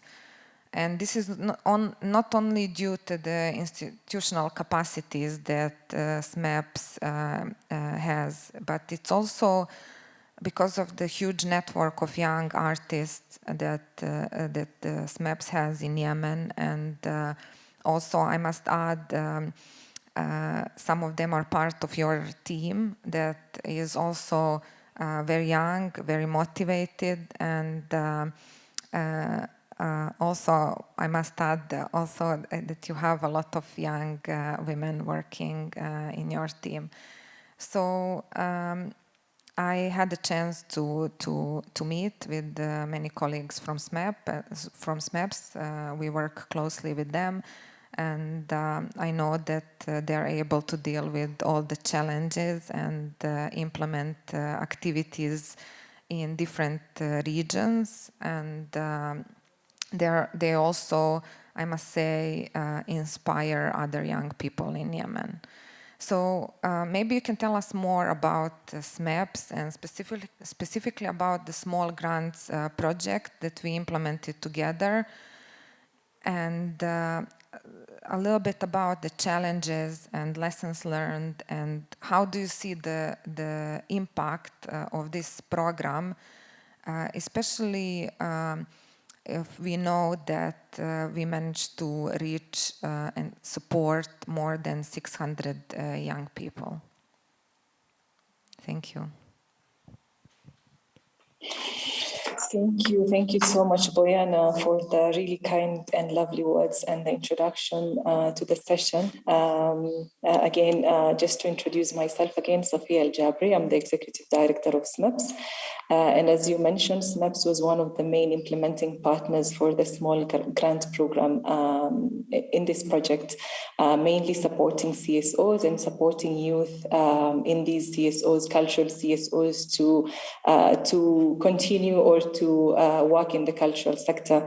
So basically, just a bit about the project. Our main role as SMEPs was grant management and supporting these CSOs to have technical capacity and administrative capacity to be able to manage the grants that ultimately was provided to the youth through cash for work to revive their livelihoods and to produce artistic products and basically services. services.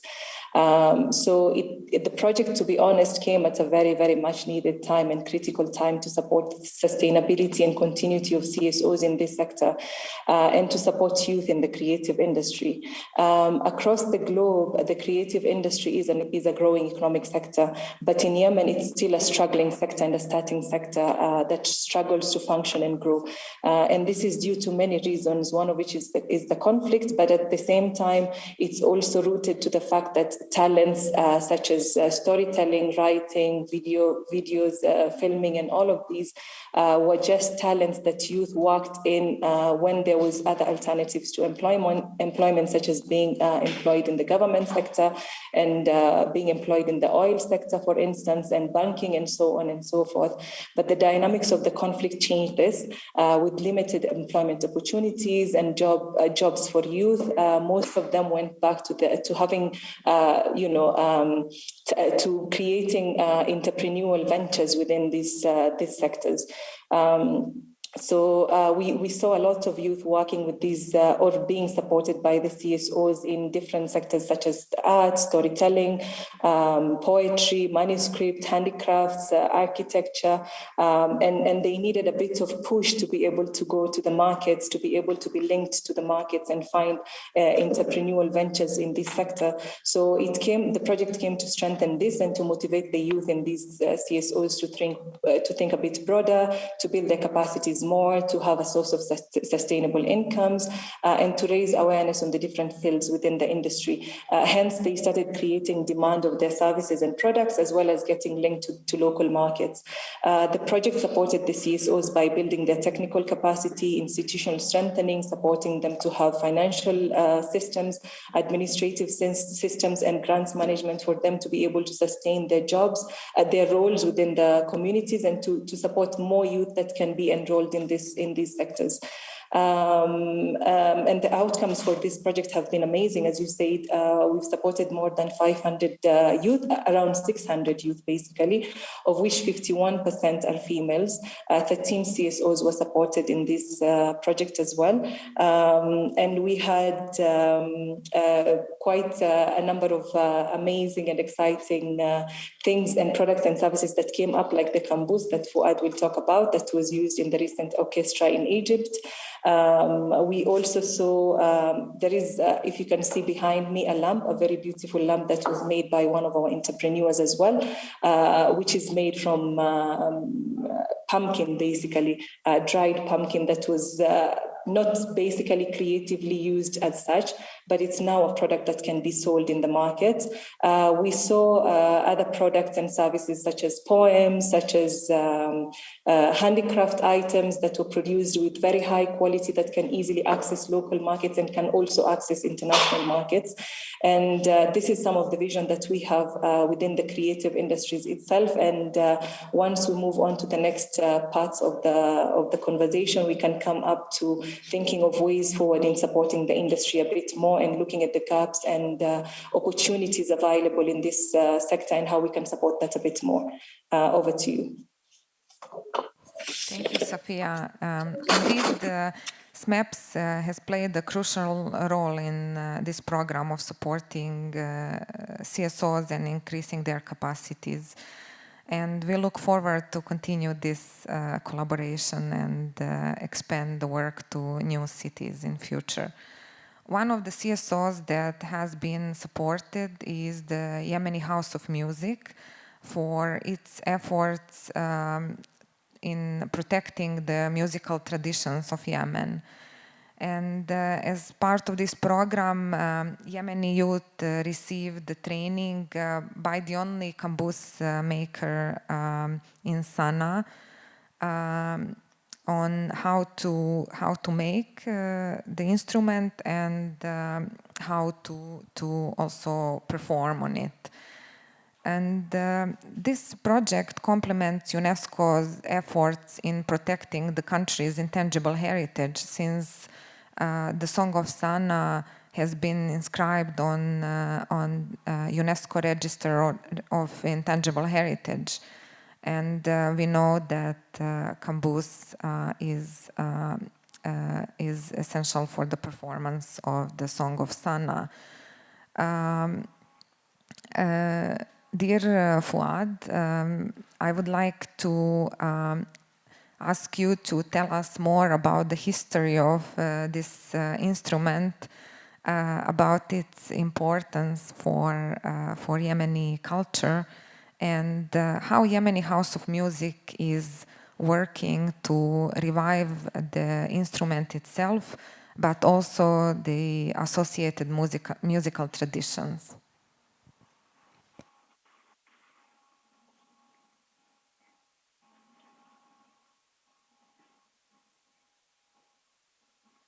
شكرا جزيلا. أتمنى أن يكون صوتي واضح لديكم.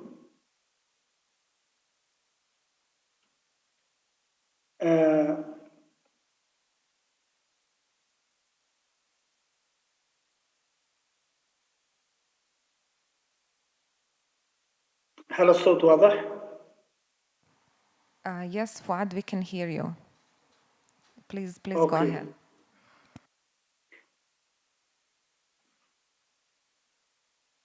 طبعا من حسن حظنا في اليمن أن لدينا 3 مدن تاريخية مصنفة ضمن حماية المدن التاريخية اللي هي صنعاء ومدينة زبيد ومدينة شبان حضرموت. هذه إحدى الحواضر التاريخية التي من خلالها كان هناك رقي وازدهار في كثير من مناحي الحياة في اليمن. وجزء من هذه الحياة هو الفن ومنه الغناء والموسيقى. فلذلك انفردت اليمن بأقدم آلة وترية خشبية تصنع من قطعة خشب واحدة، وهي الوحيدة في العالم بهذا الشكل، موجودة في نقوش سبعية منذ تقريبا 3000 سنة، أيام دولة سبا وقتبان وحمير وحضرموت أيضا. استمرت هذه الآلة في الاستخدام في أيام الدولة الرسولية قبل تقريبا حوالي 500 إلى 600 سنة. في مدينة تعز انتشرت كثيرا، وكان هناك نوعا من الاستقرار، وكانت هناك دولة قوية ودولة متحضرة، فاشتهرت هذه الآلة ووثقت كثير من الأغاني اليمنية القديمة والموشحات بهذه الآلة من خلال مغنيين ومغنيات أيضا. استمر هذا الغناء بآلة القنبوس أو كما تسمى في صنعاء الطربي إلى منتصف القرن التاسع عشر، أبان الاحتلال البريطاني في عدن وظهور آلة العود العربية وانتشار الإذاعات، فخف استخدام هذا العود اليمني القديم الطربي أو القنبوس إلى أن تلاشى واختفى جدا من الساحة الموسيقية والفنية. كثير من صانعين هذه الآلة توقفوا عن الصناعة ومنهم توفاهم الله. من حسن حظنا أنه كان لدينا آخر العارفين بحرفية صناعة هذه الآلة وأحد صانعي القنبوس، فاستطعنا بمساعدة اليونسكو والأخ محمد الجابري والأخوة في سميبس بعد مجهود طويل أن نقنع هذا الشخص أن يقوم بنقل هذه الحرفة أو أسرار هذه الحرفة إلى مجموعة من الشباب. فالحمد لله توفقنا جدا في هذا الموضوع وكان نجاح غير متوقع. الآن صار لدينا مجموعة من الشباب المتعلمين الدارسين أيضا صاروا يجيدون صناعة هذه الآلة بحرفية وبنفس المواصفات القديمة المتوارثة من مئات أو آلاف السنين. فهذا شيء جدا سعيد وأنا راضي جدا عن هذه النتيجة. الآن مجموعة من الشباب يحاولوا كثيرا أن يتعلموا العزف على هذه الآلة. قمنا بتعليم مجموعة وسوف نستمر. معنا برنامج قادم في العيد في الأيام القادمة اسمه طرب وطربي، يعني جزء من مسمى هذا الموضوع. سيقوم مجموعة من الشباب بإحياء أغاني يمنية قديمة عبر برامج عيدية في التلفزيون في أكثر من قناة فضائية، وهذا في سبيل انتشار هذه الآلة وإعادتها إلى السطح مرة ثانية. شكرا جزيلا.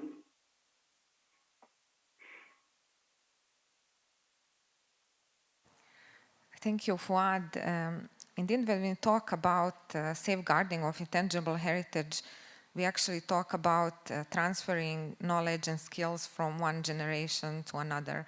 And this is exactly what we see in this program, because the master caboose maker is already at a certain age, and now we have a number of young people involved in this program, and they are ready to continue and keep the tradition alive. Another good example of youth involvement is the work of Khalid Aden. Dear Amr, could you please tell us more about the youth involvement in your new movie, and about how important it is for young people in Yemen to have a chance to work on such project and collaborate with also Yemeni filmmakers from abroad. Because I mentioned when introducing you that for many years in Yemen there haven't been any commercial movies. So I'm sure that for young people in Yemen, the opportunity to work on such a project that was also supported by our cash work project is very important. Thank you. First, thank you for this opportunity, and hi for everybody. Do you hear me? Yes, we can hear you. Yeah. So it's all started by theater. We established Khalid Aden Theater Troupe at 2005. The commercial theater was dead after the 1994 civil war in Yemen, and all the theater buildings were destroyed completely because of the war, or shut down because of some political issues or religious issues. So in 9 years until we started our troupe, there was no commercial theater in Aden especially, and in Yemen it was only about some festivals that the troops performed for one day. But as a group of youth at that time, all of our ages were like 22, 23 years old.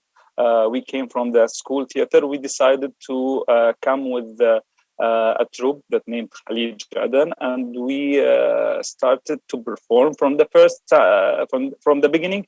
We had the idea of reviving art and reviving theater history in Aden, since Aden knows theater since more than 120 years. But it all stopped after 1994 war. So when the first problem we faced that there is no infrastructure. So we started to search where to perform, and we choose an old cinema. The name is Hurricane Cinema in Crater. And we performed there. It was like a very a strange idea, that because cinemas was like also shut down, and there is no culture of cinema since the 80s in Aden. Although in Aden we had a big history with the cinema and also Arabic premieres of big movies like Yusuf Shaheen movies, but everything was stopped after the 1986 war also. So the problem of wars. So we went to the cinema, and it was a historical building, and we convinced people to come. And because people in Aden and in Yemen in general love arts, they came in a big number, even if it was the first ever commercial play after more than 9 years.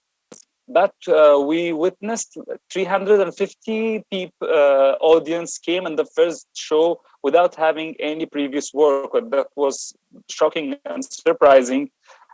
And most of them were women, by the way. And then in the next shows, they convinced their families and men to come, and it was like a great gatherings for families and youths. They we had 1,000 audience per day in 100 live performances, if it's not more. And that's a big number due to the number of wars that happened, and also the revolution in 2011, the collapse of safety, and the collapse of economy. So that was great. One great thing was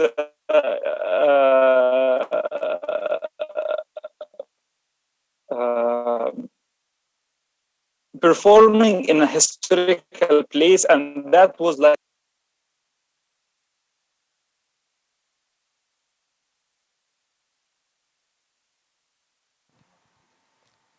I think we are having some connection problems with Amr, because I can't hear him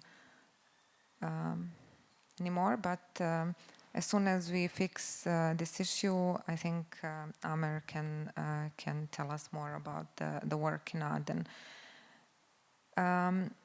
Mukhtar, we heard from Amr and Fuad how important it is to engage young people in and to provide the proper support to them. When we talk about the level of CSOs, not only individuals, and I know that you worked with AFAC on the assessment of the current status of culture and creative industries in Yemen, and also on capacity building needs. And you also implemented different training courses, including one-on-one mentorship program, which I think it's very important for the CSOs, because not all of them are on the same level from different reasons. Some related to the place where they are registered, some to the nature of work, or the lack of government support in general. So can you tell us more about this training program and about its impact to CSOs? Great. Thank you for having me be part of this important conversation. Even though I had to get up at 3 a.m. here in New York for it, I'm happy to contribute. I've been running a leadership development program and an organizational development program for the Arab Fund for Arts and Culture, which is the largest grant-making body for arts and culture in the Arab region. We were invited to create a program last year for specifically for Yemen. And it has been one of the highlights of my 30-year career, meeting wonderful, vital organizations and incredible leaders in the sector, and learning a lot in the process. The program that I managed and oversaw for the Arab Fund for Arts and Culture in partnership with UNESCO involved a hybrid and layered approach to capacity building. We all know that in many instances, organizations and leaders are often spoken to or receive training in a kind of a flat and one-dimensional manner. But it's important to understand that, as you mentioned, a detailed and nuanced approach and a tailored approach needs to be kind of thought through and prepared for true capacity building to take place. So the program involved a deep assessment, one-on-one assessment of organizations, learning about their needs and their challenges, and then a series of workshops that included, digital marketing, financial management, leadership skills, budgeting, etc. Followed by one-on-one mentorship programs in various areas of work, depending on each organization's needs. We also implemented a needs assessment report, which was, in my opinion, very successful, involved interviewing people in the field and producing recommendations. And I hope that your audience will have access to the report. And then we also developed a detailed toolkit with all of the topics and the issues that were discussed in the training program for people to go back to, share with their teams and their staffs so they can have access to the material. And we also did, obviously, an evaluation, a 360 evaluation, where we learned that people appreciated the program. They learned a lot from it, and they'll be able to take tangible ideas and tools and techniques into their day-to-day activities. I'm happy to elaborate more in the conversation about what we've learned, but talent and creative leadership abound in the sector. The challenges obviously are considerable, and they range from lack of support, the lack of access to spaces for production, but also spaces for presentation and sharing. Unfortunately, Yemeni cultural creators are often dislocated, not just in the country itself, because it's geographically inaccessible and divided, but also because of many artists and cultural creators being in exile due to issues of freedom of expression and safety, and also because of the diasporic nature of Yemeni culture. And so keeping opportunities for engagement and networking and exchange with the region and internationally is going to be key for the continued development and prosperity of the organizations and the leaders who lead these organizations in this current moment as the conflict hopefully resolves in the near future. Thank you, Mukhtar. And some of the things you mentioned, we are going to further discuss in the second part of the panel that I would like to keep open for all the speakers. And I would like to suggest some main questions from my side that are related to the needs of young artists and cultural operators in Yemen, and how we can further support them. But perhaps we can start with more general questions related to the role of and the importance of arts and culture in Yemen in the current context, because we all know that the country has been facing a huge humanitarian crisis for many years now, and that the focus of many interventions is related to minimizing this crisis. So in this context, is there a space to talk about culture? Why is it important that we do, and how we can further engage and support young people? And finally, do you think that culture has a role to play in peace building and promoting peaceful coexistence?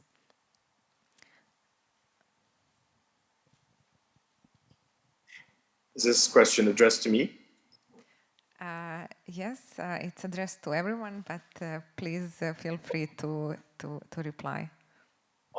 I'll wait. I'll let others respond. Okay.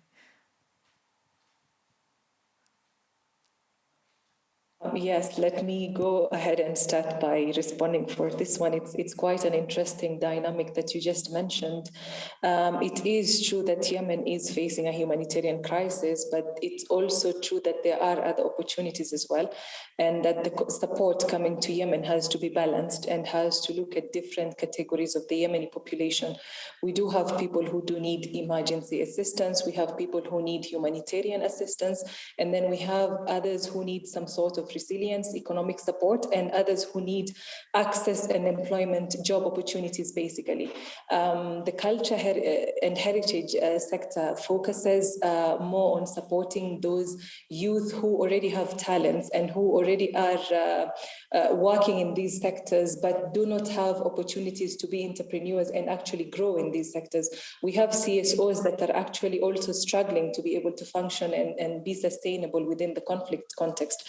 The idea of development and peace building comes from supporting Yemenis basically affected by the conflict to have sustainable livelihoods. So by supporting them to have incomes, to have a source of employment, whether it's through their talents, whether it's through looking at different sectors of the economy itself in the creative industries, it does make a difference. So you're talking about 600 youth who can now actually access markets, who can actually build up on services and products that can have demand in the local markets. So this is actually promoting peace building. It's promoting economic resilience as well. And it's giving and shedding a light to a sector that actually has to be given importance, because we know that this sector and this industry is growing in other parts of the globe. And the COVID crisis came to just shed light on it as well. Many people went to working online, many people went to working in these, graphic design, music, so on and so forth. So I think it's one of those sectors that has potential of growing and should be given importance as much as any other sector of the economy. Pulling out people from humanitarian assistance needs sustainability, and this is one of those sectors that can provide the sustainability needed in the context of the conflict. Over to you. Thank you, Sophia. I fully agree with you, and our project actually combines humanitarian and development aspects, because sometimes it is important to look at these two aspects together and prepare actions that will target both at the same time. Especially in Yemen, I think this is the only right approach to the interventions in Yemen. I would also like to ask Fouad and Amer to tell us about challenges that young people, young musicians and young filmmakers, young actors are facing in Yemen, and how do they see some further support that it's needed for them.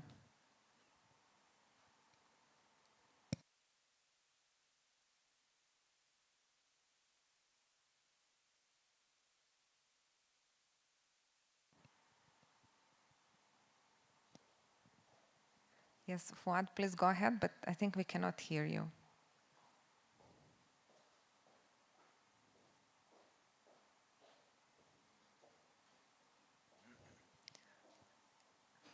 Still no, please check your microphone if it's on.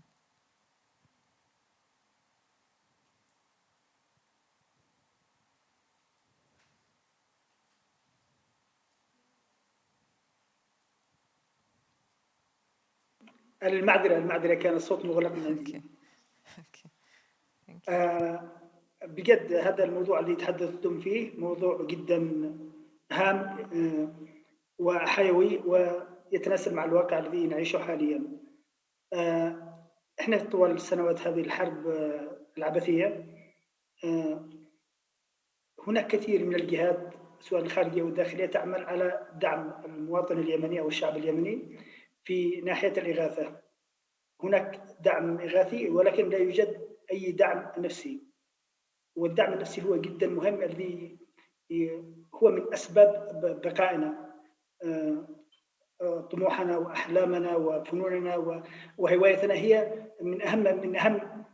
من أهم الركائز اللي تجعلنا مستمرين في العيش. لذلك في دعم الفنون والثقافة من خلال الشباب، أولا إحنا بنجنب الشباب الالتجاء إلى التطرف أو الذهاب إلى الجبهات القتالية أو الفراغ القاتل الذي يعيشون فيه، فانخراطهم في أعمال فنية وثقافية تساعدهم كثيرا في منحهم طاقة إيجابية وتجعلهم أكثر تأثيرا على كل من حولهم. الأعمال الفنية لها تأثير واسع في جميع محافظات الجمهورية اليمنية. فمثلا في المشروع السابق مع اليونسكو كان مسلسل اسمه حكايات وأساطير يمنية، التفت حوله كل الإذاعات في اليمن، تفاعل معه كل اليمنيين بكافة أطيافهم، تناسوا المذهبية والمناطقية والجهوية وكل المسائل التي كانت تفرق. فالمسائل الفنية والثقافية أكيد 100% هي بتجمع الكل وبتنمي روح المحبة، بتساعد في بناء السلام في هذا الوطن.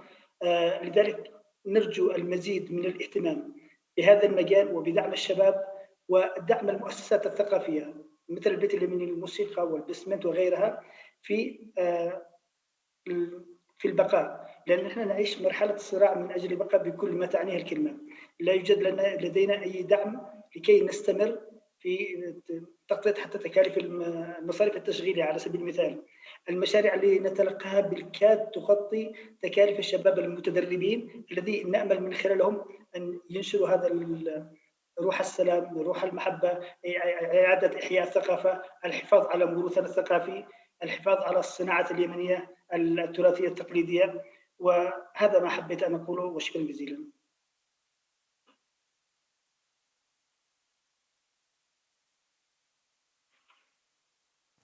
Thank you, Fuad.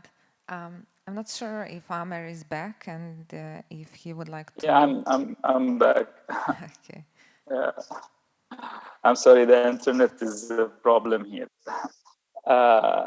Yeah, I agree with everything Mr. Fuad said, and I witnessed the big success of the theater in Aden and in Yemen, and also the movie after that. It was hugely successful.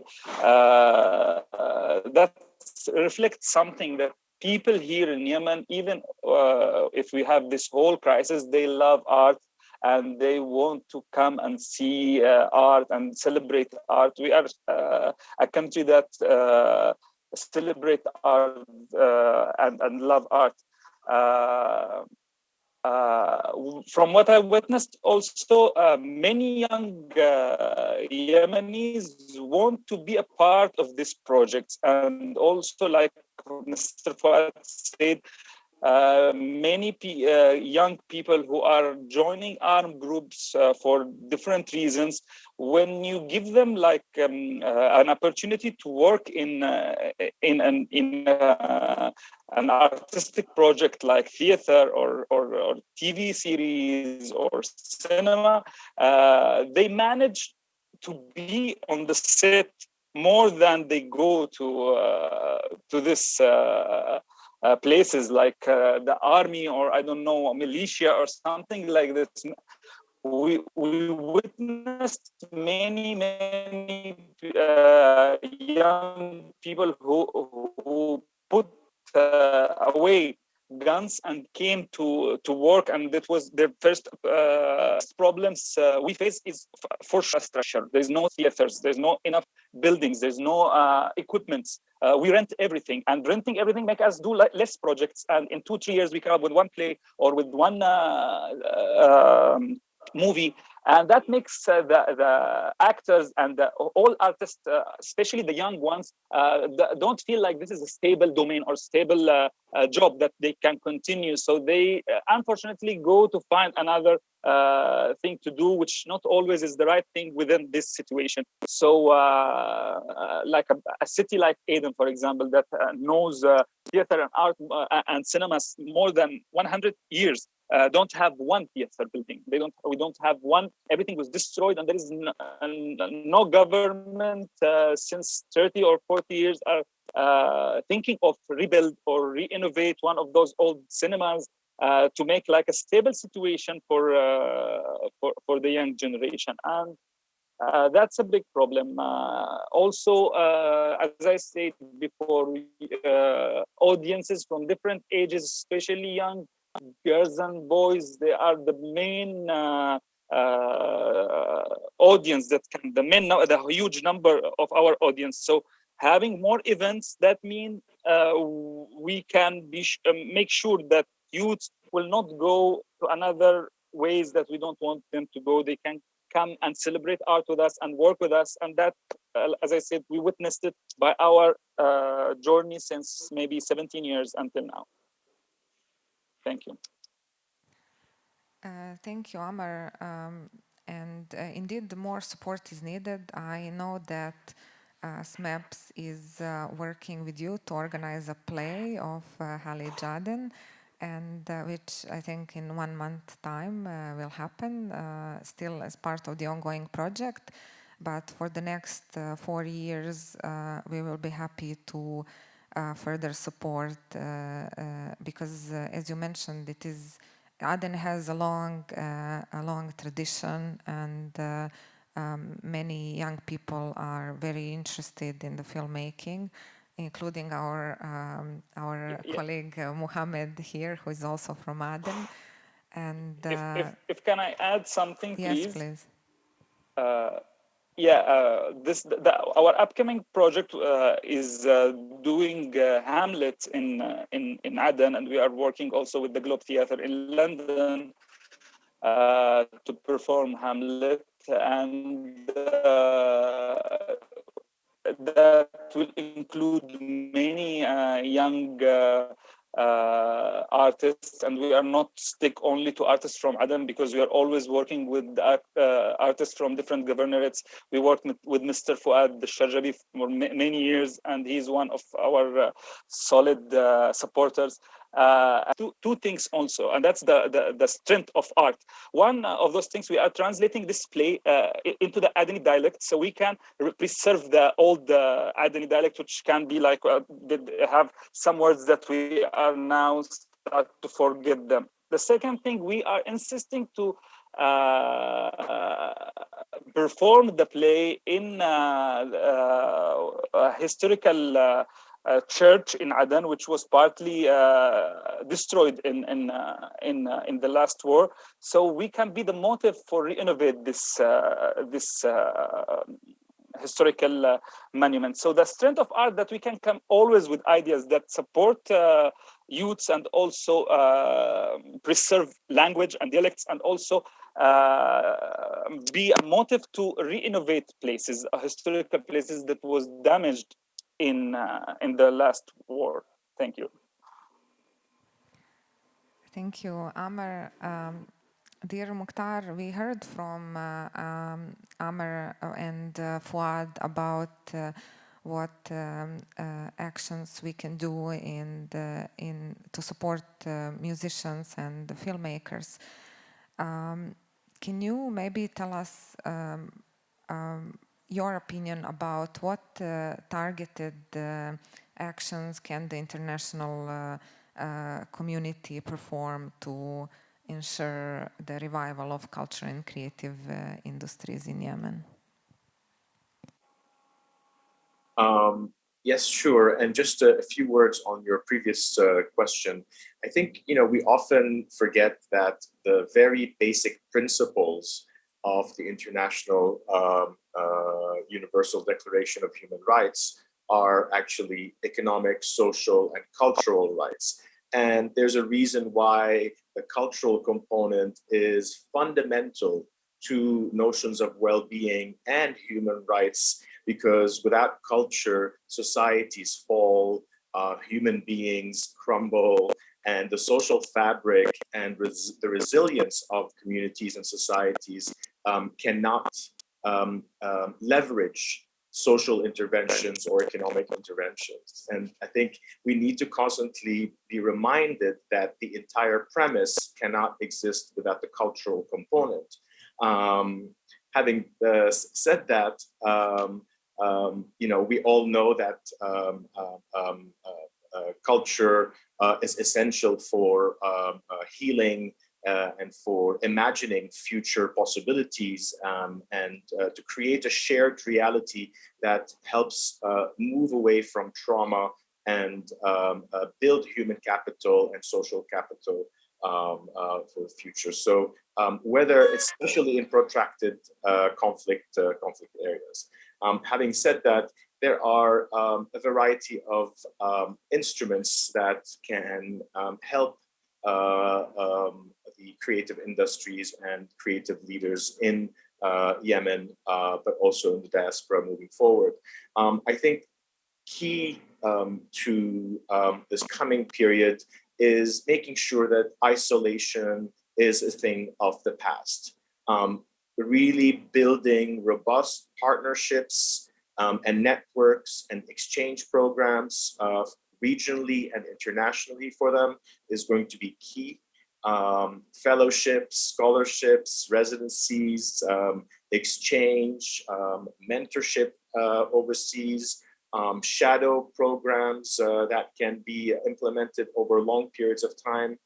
Also try to implement long-term sustained funding so that we can move away from project-based support, which, as we all know and we complain in our day-to-day lives, inhibits long-term planning, inhibits infrastructure development, and keeps everybody thinking in a myopic manner. So even if that funding cannot be increased, but at least sustain it over a long period of time, I think thinking about creating safe, multidisciplinary spaces for creation and presentation inside Yemen, even at this particular moment, is something that is possible. In other parts of the world where there are strong social traditional norms, but also conflicts,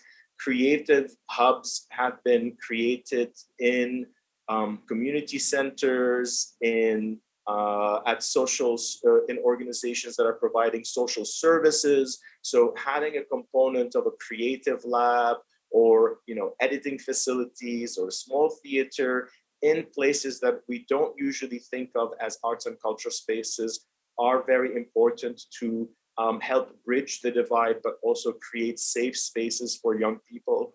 I think obviously sticking with the professional support and the skills and knowledge building. I also, and this is something we've learned also from various other contexts, is that support for creative industry startups that are broader than just the realm of arts and culture is important because it creates spaces of creativity and experimentation and also income generation. And these often are in conflict places, places where artists and creative leaders are employed and are able to practice some kind of creativity and production. So, we often see artists working and filmmakers working in radio stations, film, TV stations, graphic design companies, architecture companies. And in these kinds of spaces, their artistic practice can also flourish. And I would add that I think it would be visionary and timely to think of creating a kind of an international Yemeni fund for arts and culture that could operate in the coming few years with support from both public, private, and individual philanthropic resources, and that can become a body, one of the bodies that might provide small-scale support, but also advocate on behalf of the creative industries and act as a liaison between artists and creative industries in Yemen and supporters regionally and internationally. Thank you very much, Mukhtar. I listened carefully to you and other speakers about your recommendations and suggestions, what can be improved. And I think this is very helpful for our future work. And I can say on behalf of my team, will continue to support culture and creative industries in Yemen, and hopefully also to incorporate what we discussed today.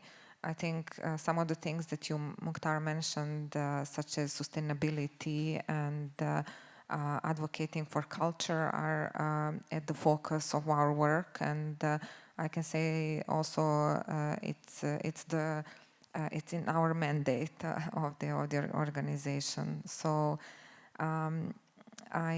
Unfortunately, we are running out of time, and I mentioned at the beginning that we are going to have a talk with our young artists who are waiting now to join. And I would really like to thank you again for your time and for sharing your ideas with us. I personally enjoyed a lot and learned a lot. And I hope that our other participants did as well. So thank you very much again for your time.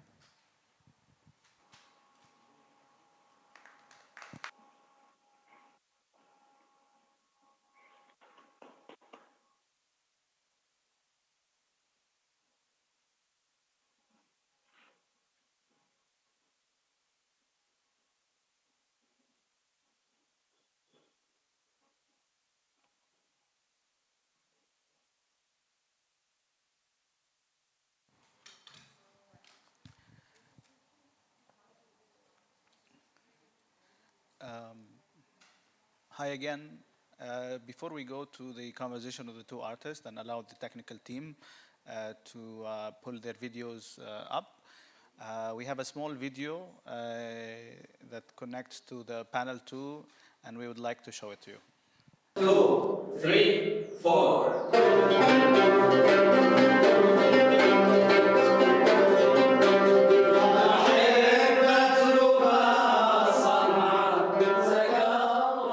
بالنسبة لمشروع عودة إلى السطح، طبعاً إحنا في البيت اليمني للموسيقى والفنون مهتمين جداً بالتراث الموسيقي والتراث الفني والتراث الثقافي بشكل عام. موضوع الآلة الطربي كانت من ضمن همومنا يعني.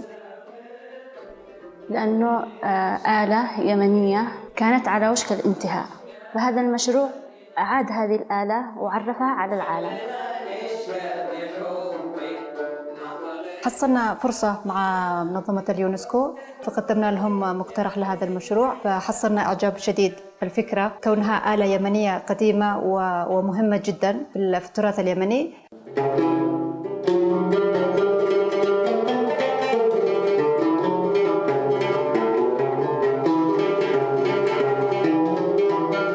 كنا حريصين جدا أن تنتقل صناعة هذه الآلة إلى ناس آخرين، إلى شباب آخرين، خوفاً من أن تندثر كونها إنها محصورة على شخص واحد فقط.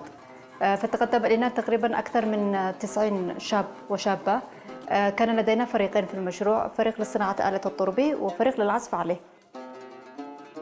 كوني أننا الوحيد الصانع لهذه الآلة وحبيتها لأن حافظت عليها من الانتهاء، والآن الحمد لله يعني بدأنا ندرب شباب عليها، والآن الحمد لله بيصنعوا. المهارة الجديدة التي أتقنتها في هذا المشروع هي صناعة آلة القنبوس بإتقان وبمقاسات مضبوطة. عدينا 4 شهور كانت حلوة، استفدنا معلومات، استفدنا حاجات كثيرة، ومثلا الغناء الصنعاني كنت أنا ضعيف فيه، مثل ما تلاحظ إنه لهجتي عدني. الغناء الصنعاني والتصبيع الصنعاني الريش المقلوبة والريش الصنعانية. فالمشروع هذا مهم جدا وحتبان على مدى طويل، يعني من الآن، يعني بعد 50-60 سنة حنعرف أهمية المشاريع اللي كذا، أنها حافظت على تواجد أشياء تراثية ومهمة بهذا الشكل.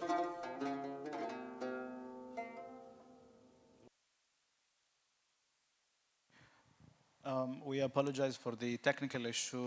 The subtitles did not appear, and so If we can solve them by the end of the event, we can play it as the last thing for you to see again. Otherwise, we apologize. The conversations we have today are designed to give you the opportunity to listen to the beneficiaries directly, to the artist, and actually look at what they say, not from an institutional perspective, but a very direct, organic of the individuals directly. I'm very happy and honored to have two artists with us today. I will introduce them in English, and then we can have the conversation in Arabic. Today we have Riyam Al-Dubai. She's a 20-year-old lady from Sana'a. She goes to university and she studies in the Faculty of Media, Radio and Television. And she has been playing the violin for 2 years, and recently started to learn to play oud. But most importantly, Riyam is the only female that participated in our project with the Yemeni House of Music to learn on how to play the qumbus. We don't know if there are any other females currently alive who play the qumbus, and so there is a chance that Riyam can be the only lady that plays it, which is a humbling for us to be with you, and we are so happy that that this is the case. As a young female artist, you are able to break a lot of barriers. The second person we have with us today is Izzat Shaddad. Izzat is a filmmaker from the city of Aden. He goes to university in media and television faculty. He has received training from New York Film Academy and the Scottish Institution for Documentaries.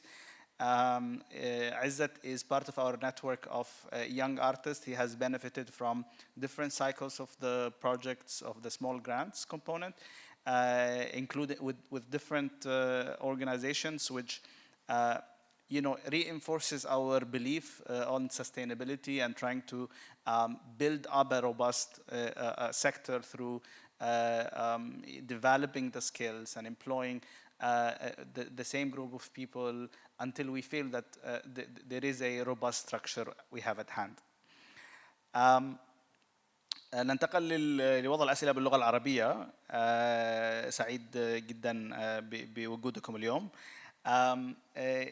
السؤال الأول: ماذا يعني لكم أن تكونوا فنانين يمنيين شباب في أوقات النزاع؟ يعني استمعنا في الخطاب السابق والحديث السابق عن ما أهمية أن نقوم بدعم الأعمال المرتبطة بالثقافة، والبلد تعاني من العديد من الصعوبات كانت في الجانب الإنساني والإغاثي. فمن وجهة نظركم ماذا يعني أن تكونوا فنانين في أوقات النزاع؟ نبدأ بريام.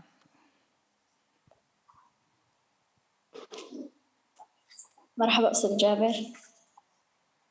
أهلا وسهلا، تفضلي. أستاذ جابر، بالنسبة لي يعني كوني كفتاة، كوني يعني كفنانة يمنية في وقت النزاع، فهو الهروب من الأجواء السلبية، أجواء الرصاص، الطائرات، القذائف، الأصوات المزعجة، أصوات الرعب.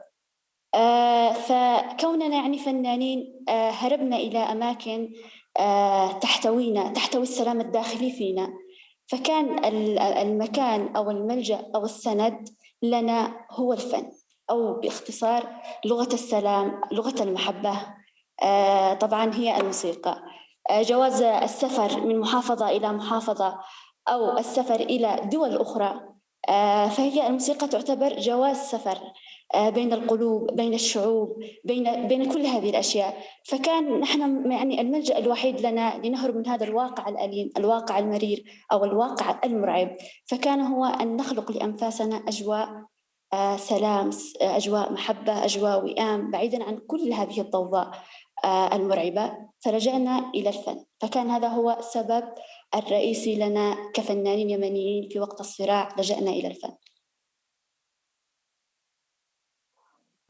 شكرا جزيلا. بالفعل الكثير يؤمن بأن الفن هي أداة it's a healing tool، أداة للشفاء، وهذا شيء نؤمن أننا نكون من أحد المسببات أن نساعد الشباب لاستخدام الفن في هذا الإطار.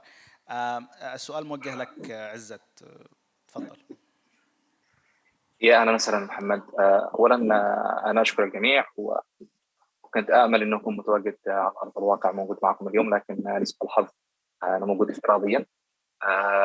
أنا سعيد جدا بهذه المشاركة. يعني لنا شيء كبير من نكون فنانين في واقع الحرب. يعني في واقع الحرب الخيارات تكون كلها مفتوحة. إحنا أمامنا كشباب يعني كنا بادين على الحياة، حابين إنه نعبر عن طاقاتنا وعن أفكارنا وأنفسنا، فكان أمامنا عديد من الخيارات. في عندك خيار الحرب، في عندك خيار إنك ما تسويش أي حاجة، في عندك خيار إنك تدخل الفن. وكذلك أنا نشأت في أسرة فنية، فكان أهلي بيكلموني كثير عن الفن، أشوف الفن كيف ممكن كان يعطيهم طاقة إنهم يعبروا عن أنفسهم وعن أفكارهم ويعيشوا في حب وسلام. فاتجهت إلى الفن، وهذا علمني الكثير في إنه خلاله أترجم كل الأشياء اللي أشتي أقولها، أترجم الأشياء اللي أشعر فيها. يعني هي وسيلة بس للتعبير عن النفس، وإني أشارك الحاجات اللي أشعر بها مع الآخرين. في اقتباس أحبه جدا، أعتقد إنه يمثل الحالة أو الشيء اللي دخلت أنا فيه سبب الفن. هو من السينما الإيرانية، يقول إن الفن هو تعبير عاطفي يطور الفنان في داخله ويشاركه مع الآخرين. فإحنا هذا اللي نسويه، إنه إحنا بس بنطور كل الأفكار والمشاعر والحاجات اللي نوصلها للناس أو نخاطب فيها الناس والعالم عن طريق الفن. وهذا الشيء يعجبنا كثير في اوقات النزاع، لانه ما هوش سهل، وبنفس الوقت هو دافع انك تنتج اشياء كثيره جدا عشان تحاول انك تخلق بيئه فنيه مضاده لحاله الحرب اللي هي مضاده كذلك لحاله الفن. ففي وضع النزاع يعني الكثير ان انا اكون فنان، وهذا يساعد انه اجتهد اكثر في اني اقدم الاشياء اللي اشتي اقدمها واللي اشتي اسويها، واللي هي بالاساس تعبر عني وتعبر عن بلدي وثقافتي وتعبر عن الشعب والناس اللي عايشين احنا معهم. لانه في حاجات كثيره لازم للناس، حاجات لازم انها تخرج للمجتمع، حاجات تخرج للعالم من وضعنا بعيد عن الحرب والمحتوى اللي متواجد الان على اليمن وعلى اليمنيين بشكل عام. شكرا عزت. بالفعل في فعالية من الفعاليات اللي عملناها في الماضي، وكان أحد المداخلات لدينا أنه من أهم الدور للفنانين وخاصة الشباب ألا يسمحوا لصوت البنادق أن تطغى على أصواتهم. يعني إجابتك تحاول أن تضع في نفس الإطار. طبيعي من الأمر أن العمل في بيئة مثل اليمن لأفراد أو كان لمؤسسات يوجد العديد من الصعوبات التي تعيق الأعمال المختلفة. فإذا أمكن أن تشرحوا لنا عن هذه الصعوبات التي تواجهكم بشكل شخصي أو بصفة عامة كفنانين في اليمن. ممكن ريام تفضلي. طبعا يعني الصعوبات، المواجهات أو القصص التي حدثت لنا، يعني طبعا نحن لا ندون هذه السلبيات كونها مزعجة لنا. فأنا أتذكر يعني ذات مرة كان خروجنا من معهد تدريب للموسيقى. كنا أنا ومجموعة من الزميلات، فانفصلنا كل واحد راح يعني إلى البيت. كانت آلة الكمان بغلافها الطبيعي معي، يعني حملتها بشكل شنطة، حتى يعني ما حملتش على الظهر. فكنت ماشي على الرصيف يعني، فكان في أحد سائق الدراجات كنت ألاحظه يعني هو يراقبني، يعني كل ما تقدمت خطوة هو تقدم يعني بعدي. فيعني مشى من جانبي، فأخذ الشنطة يعني نزعها بشكل مخيف مرعب، حتى إن الكمان سقطت على الأرض. الموقف أرعبني فعلا يعني. بعدين لم يكتفي بهذا المشهد فقط، إنما زاد يعني بألفاظ سيئة. طبيعي أخذت الكمان ويعني واصلت المسير طبيعي، يعني ما التفتش له بالمرة طبيعي. وأيضا كنا في معانا فعاليات، مثلا يعني فعاليات محلية لما نطلع على المسارح أو نبدأ بتجهيز الأدوات الصوت، نعاني إنه في ناس يقوم بخلل في الهندسات الصوتية، يعني حتى لا يظهر الصوت. نحصل عرقلات قبل دخولنا للمكان، يعني أمني من هنا، كأن الآلات اللي إحنا حاملين فيها آلة سلاح، آلة قتل، بغض النظر أن تكون آلة يعني آلة سلام، هي كمان عود جيتار، لكن مجتمعنا ينظر لنا إنه الآلة اللي إحنا ماسكين لها هي أداة قتل. فنحن نعاني من هذه الأشياء، نعاني من الصعوبات، نعاني من المواجهات، لكن إنه كحل لنا فلا بد إنه نواصل المسير، ما تكونش هذه عوائق أمامنا إنه نترك هذا المجال. شكرا جزيلا. باعتقادي أنه أيضا الدور أن تكون المرأة أن تقوم بعمل فني في مجتمع محافظ، هذا يشكل أحد الإعاقات التي يعني باعتقادي أنها زادت في فترة الصراع والحرب الحالية، ولكن أيضا هي مستمرة. ولهذا نحن سعداء أنه يوجد بعض الشخصيات من النساء اللي يقومون بالعمل بالفن. نحن سعداء أيضا أنه في إطار المشروع أكثر من نصف عدد المشاركين والمشاركات في جانب الصناعات الإبداعية هم نساء، على عكس الاعتقاد السائد أو الضغوط الموجودة في المجتمع. عزت، السؤال لك، تفضل.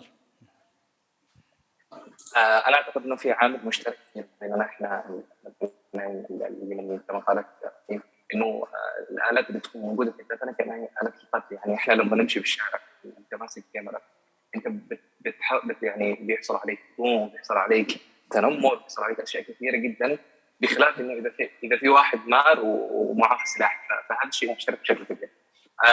بدخل بشكل أعمق في عملنا الأخير في فيلم المراهقون كما ذكر عمل جمال.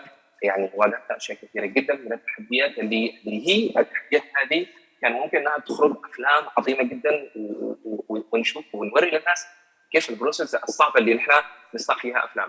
فواحده من المواقف اللي عالقها ولا اخفيك انه شعرت وقتها بخوف شديد، وشعرت وقتها بفرح، وشعرت وقتها بفخر، يعني مشاعر مختلطه. انه كنا في احد الايام بعد التصوير في مكان اقامتنا، وفجاه تقريبا على الساعه 2 أو 3 الفجر نسمع صوت رصاص، نسمع اصوات اشتباكات، قذائف بقريب جدا، يعني تقريبا في الشارع المقابل لنا بالضبط. فكان الهلع غير طبيعي في هذا الوقت، انه ايش اللي حاصل، وانه خلاص يعني انا شعرت وكذلك الفريق انه ممكن احنا في اي وقت نخسر انفسنا، لانه الحرب عشوائيه جدا. ممكن باي وقت تجي قذيفه للمكان اللي فيه وتروح فيها وانت تحاول انك تصنع فن. واليوم الثاني كان عندنا تصوير، كان عندنا اوردرات، فالخوف من التوقف، الزمن، الوقت، كان بتستمر هذه الحرب، لانه كل الاشياء كانت عاطفيه جدا وتحاول انك تعيقك. واتذكر وقتها انه كان في معنا طاقم اجنبي بالصوت، كانوا من لبنان، واحد كمان من اسطوانيا اللبناني.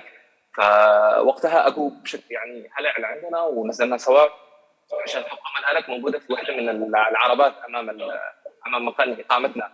فهذاك الوقت احنا نخرج الآلات واسمع صوت الرصاص واكاد اشعر انه في اي لحظه بدي رصاصه وبروح فيها، وانا احاول انه نخلي الناس الاجانب انه ما يخرجوش، انهم متعودين على هذا الجو وهذه الحاله من الخوف. فهذا اشعرني جدا جدا جدا انه احنا بنصنع فن، وصوت الفن يختلط بشكل كبير مع صوت الحرب، مع صوت التدمير، مع صوت الرصاص اللي يفرض عليك هذا الخيار انه انت ما تشتغلش، انك انت ما تسويش حرب. وبعد هذا الموضوع استمر تقريبا اغلاق المدينه اللي كان فيها هي مدينه كريتر لمده يومين. كان الاكل يعني مطاعم مبنده، كان كذا، فكنا داخل الفندق يعني نحاول نخلق جو ايجابي يحسن من الحاله النفسيه اللي كنا موجوده فيها. فبعض الشباب كانوا بيطبخوا، بعض الشباب بيسووا اكل، بعض نلعب بلاي ستيشن على اساس انه نخفف الجو. ولا اخفيك انه يعني واحده من اللحظات اللي حرفيا انا شعرت فيها انه احنا بنقدم عمل كويس، انه كنا احنا في غرفتنا يعني او في مكان اقامتنا جالسين متجمعين كل الطاقم وجالسين نحاول نضحك وكذا كذا، واصواتنا تختلط بشكل كبير مع صوت الرصاص القريب جدا جدا جدا مننا. ففي هذه الحاله هذا واحده من التحديات البسيطه اللي كانت تحصل لنا غير التحديات الكبيره.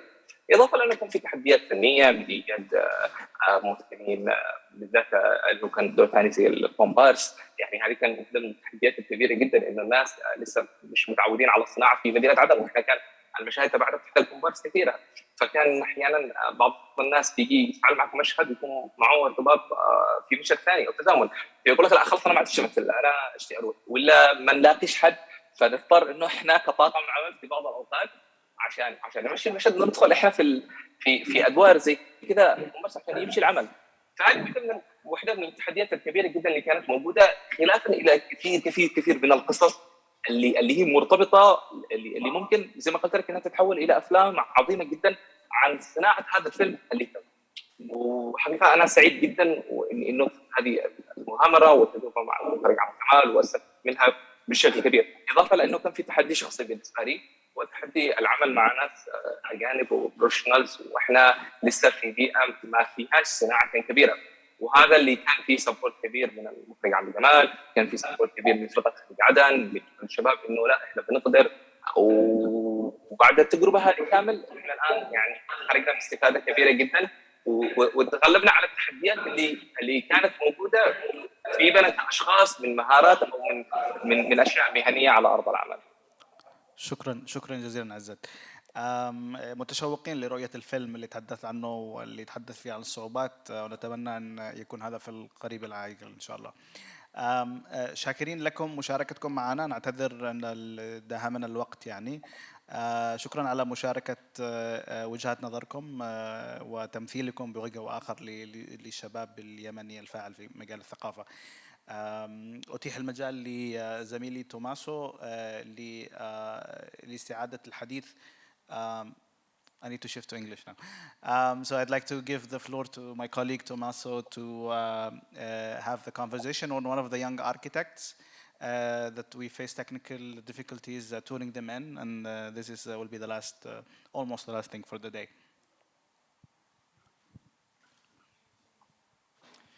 Thank you, Mohammed.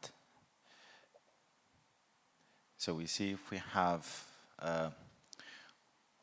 one of the beneficiaries of our project that, as you know,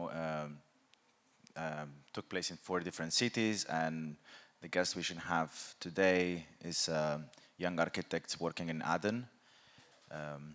We plan to have another one from Sana'a, but eventually she was also busy with work, so it means that actually, you know, our project actually supported her to have an opportunity to work, and here we have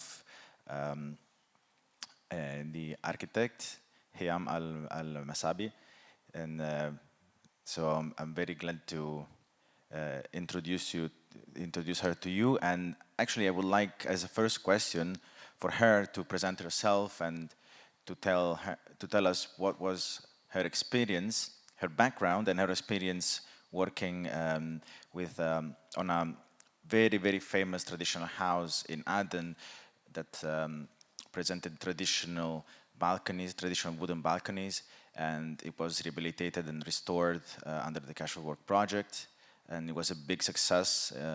It had great echo in the media, and we saw on social media photos of the renewals of this house. So it became in Aden, of course, together with the National Museum and Tawila Tanks, but that house became a kind of flagship project. So I'm sure Hiyam is very proud of her work because she was supervising men that were working there, and so of course it's it's a great proud for us to have her here to talk to us about her experience. So Hiyam, maybe you can introduce and give us some background to us, who you are, what brought you to work with UNESCO, and what was your role within the project, on Tarmom's house, basically. شكرا سيد توماسو.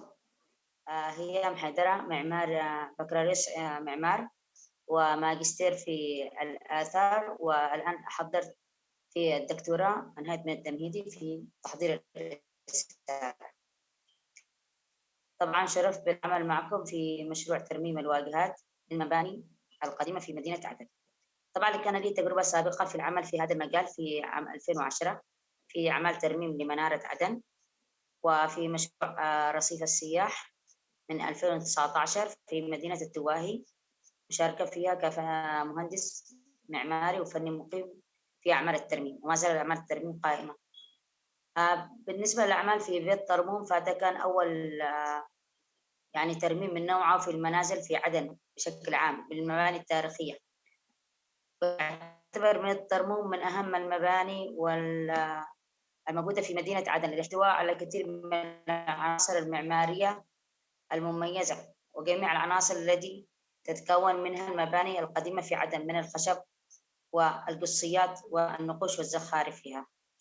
طبعا بداية العمل تم عن طريق تأهيل فريق من الشباب خريجين جامعات عدن في مختلف المجالات من هندسة ومحاسبة، يعني كان فريق من الشباب الغير مؤهل نهائيا في العمل في هذا المجال، فتم تأهيله في دورتين خاصة في أعمال الأخشاب أو النجارة، ودورة خاصة في أعمال الزخارف القصية. ففي هذا المجال أهلنا شباب اشتغلوا معنا في المشروع. في بداية الأمر كان المشروع صعب على الكل، يعني حتى الشباب، وما كان عندنا خبرة أو ما عندناش فريق عمل مؤهل أو حرفيين خاصين بهذا المجال. فتم الاستعانة في 3 أشخاص من محافظة صنعاء وتعز، قد تمت مشاركتهم في ترميم في الأشرفية وفي الجامع الكبير في صنعاء.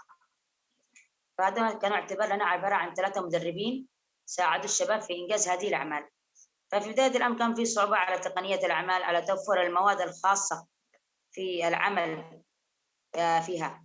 ففي المرحلة الأولى ممكن نعتبر أول شهر من المشروع كان فيه صعوبة. بعد ذلك يعني الفريق من الشباب من ذكور وإناث كان فريق مؤهل. يعني في نهاية المشروع نستطيع أن نقول أن في جزء منهم بشكل كبير قد عنده خلفية وعنده تأهيل وعنده حتى يقدر إنه يدرب فريق آخر بالعمل، بالذات في مجال الخشب، في أعمال خشبية، وفي مجال الزخارف القصية من ذكور وإناث. يعني كان من أفضل برضو المشاركين معنا والذي اكتسبوا خبرة واكتسبوا يعني قدرة على التأهيل في جزء من البنات، بعضهم خريجين آثار اللي كانوا يعملوا فريق معنا. برضو في واحدة خريجة آثار والآن هي تحضر ماجستير بالآثار وبتناقش إن شاء الله قريب. فممكن نحن أهلنا فريق من الشباب من لا شيء، يعني من الصفر في هذه الأعمال. بالنسبة لبيت طرموم موقعه في موقع بيت طرموم في حي تجاري كبير في مارة للناس بشكل عام، فاعتبر أيقونة مبهرة للناس، يعني سوى معلم بارز، وأنه كان موجود من السابق بس ما حد كان يعني يمر عليه أو ينظر له. الآن فاستوى في أي حد يمر أمام بيت طرموم فلازم يشوف صورة له أو يلتقط صورة معه. فاعتبر يعني هذا الترميم لفت نظر الجميع بهذا المشروع. فحتى في من الأهالي أقول يعني طلبوا مننا نحرمم لهم البيوت، ولأن كانت الفكرة في الأول يعني مش مستوعبين لي أو مش حابين لي من ده اللي بترمم بيوت الفترة طويلة نقص في بيت الناس أو نقص نشتغل ونزعجهم من ناحية الإزعاج. فبعد فترة من العمل حضروا أهالي يطلبوا مننا نحن نرمم بيوتهم، يعني قلنا تعالوا رمموا بيتنا بأي وقت ممكن تدخلوا لنا. ولأن كانت الفكرة بدي في البداية في صعوبة في أول الدراسات للبيوت. بعض البيوت اللي قد عملنا على دراسات عندما يعني بدأنا العمل عشان نعمل في البيوت هذه رفضوا أن نرمم في بيوتهم، فقالوا من الإزعاج ووجود يعني بيكون لهم فترة طويلة وفي إزعاج لهم. المشروع في عدن نال استحسان الجميع الحمد لله في فترة بسيطة، وتأهل فيه شباب وشابات في جميع المجالات. يعني في عطاك في عمل هندسة هم عبارة عن مهندسين مدنيين ومعماري خريجين جامعات من فئة الشباب يعني. فهذه كانت فكرة عامة على ما تم العمل في ترميم الواجهات والمشربيات للمباني التاريخية في مدينة عدن القديمة. شكرا. Thank you. I think you mentioned a very important aspect that is the training, and it's what is linking the education that happens in the university with the market labor.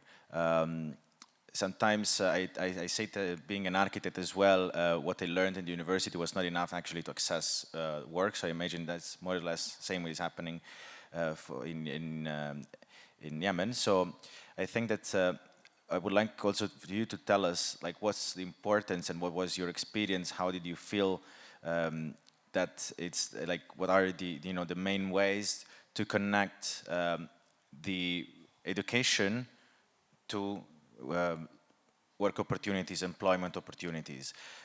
Because sometimes I think that there is a bit of lack of opportunities to enter the market and to start to gain experience, especially working in a context like old cities. You need to have a proper experience to work there. And so trainings that are targeting young architects and that maybe don't have much opportunities to work in these contexts, I think it's very important to have a specialized training that allows them to work with traditional materials, with traditional techniques. So I would like, so you witnessed these kind of trainings, and I would like you to tell us more about their value, what what's their role to enable young architects to work within this delicate and technically challenging context.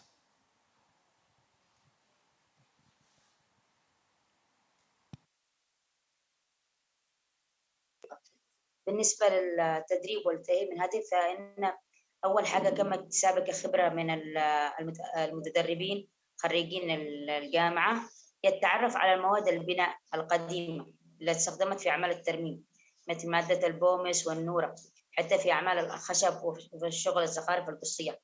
فهذه كانت يعني حاجة جديدة للجميع من المتأهلين، يعني من الأكاديميين أو الجامعيين أو المتدربين أو حتى من الزوار الذي زاروا البيت، لأن في هذا عمره ما حد اشتغل أبدا بهذه المواد.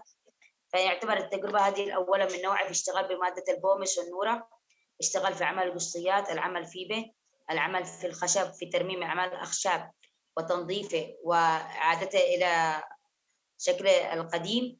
فهذه التجربة يعني من جميع النواحي جديدة على الجميع، من مدربين ومتدربين، والمنطقة نفسها مدينة عدن بشكل عام تجربة جديدة، يعني ما سبقش إنه أحد اشتغل بهذه التقنية أو بهذه المواد أو اشتغل بفئة غير مؤهلة من المتدربين. فالعمل المعروف في السوق إنه دائما يستعينوا بناس خبرة وناس عندهم في مجال قد اشتغلوا فيه من السابق. في المجال إنه كثير من المهندسين اللي كانوا معنا من فريق المعمار حبوا المجال وحبوا يواصلوا الدراسة فيه، يعني في بعضهم حبوا يقدموا إلى ماجستير في الآثار، يعني اهتموا في المجال ممكن تقديم إلى الدراسة أو تطوير نفسهم عن طريق الدراسة. في فريق برضه من الشباب عندهم اكتسبوا خلفية في أعمال الأخشاب، في مشاريع أخرى استعانوا فيه إنهم يشتغلوا في ترميم الأخشاب، في أعمال الأخشاب لما اكتسبوا باستخدام طريقة التنظيف، استخدام مادة السيلر المستخدمة في حماية الأخشاب. يعني المجموعة كبيرة من الشباب استفادوا بشكل كبير. إذا ما استفادوش، في بعضهم استفادنا من الناحية العملية في مجال السوق، في بعضهم حبوا مواصلة في الجانب الأكاديمي، في استمرار في الدراسة. باعتبار هذا المشروع يعني الأول من نوعه زي ما تم الإشارة له من السابق يعني. شكرا. No, indeed, and I'm glad to hear you speaking about this. Of course,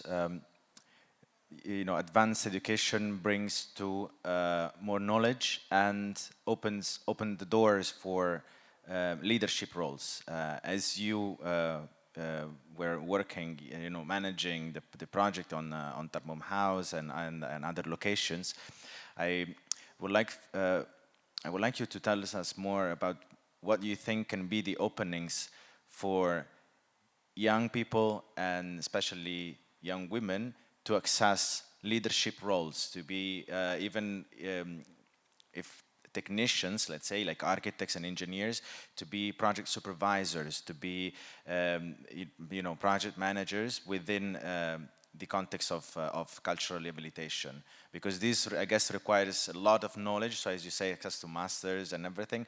But I think that I would like to hear from you, what are the possible openings for other young architects or engineers, and especially young women, to access this leadership position?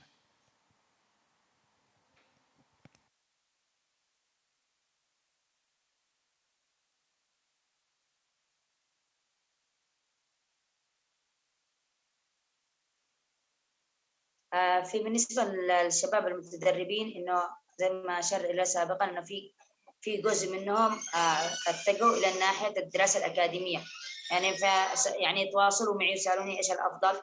في بعضهم حبوا يواصلوا الماجستير مثلا في الآثار واهتموا بهذه المواضيع، بدأوا كمان يتواصلوا عن طريق البحث، عن طريق الأسئلة بشكل مباشر أو غير مباشر عن التراث وعن الموروث المعماري لمدينة عدن بشكل عام. الفريق الشباب برضو في جزء منهم حبوا هذا المجال كمهنة، جزء منهم في مجال الأخشاب أو في مجال الترميم القصيات أو الزخارف بالنحت في بيت أو الشغل عليه. ففريق من اللي كان من ضمن معانا من فريق امتهنوا النحاتين هم من الآثار، من علوم إدارية، من محاسبة، يعني ما كانش في مجالهم وحبوا. يعني الآن متواصلين معي أكثر من مرة إنهم لو في مشروع تاني حابين يشتغلوا فيه به. يعني هم يعني عندهم دحين رغبة في العمل أكثر، فهم طالبين إنه مشاريع كل مرة يتواصلوا معي متى بيفتح مشروع تاني، نحن قد اكتسبنا خبرة نقدر نشتغل بهذا المجال، نقدر ننجز أعمال، بالذات في أعمال الزخارف، في أعمال الخشب. زي ما قلت لك فريق الزخارف خريجين، حتى في بعضهم خريجين حقوق ومحاسبة وخريجين تاريخ وآثار، فحبوا المجال وكل مرة تواصلوا معي متى في مشروع آخر، نحن ما نشتغل، نحن ما نعمل معه.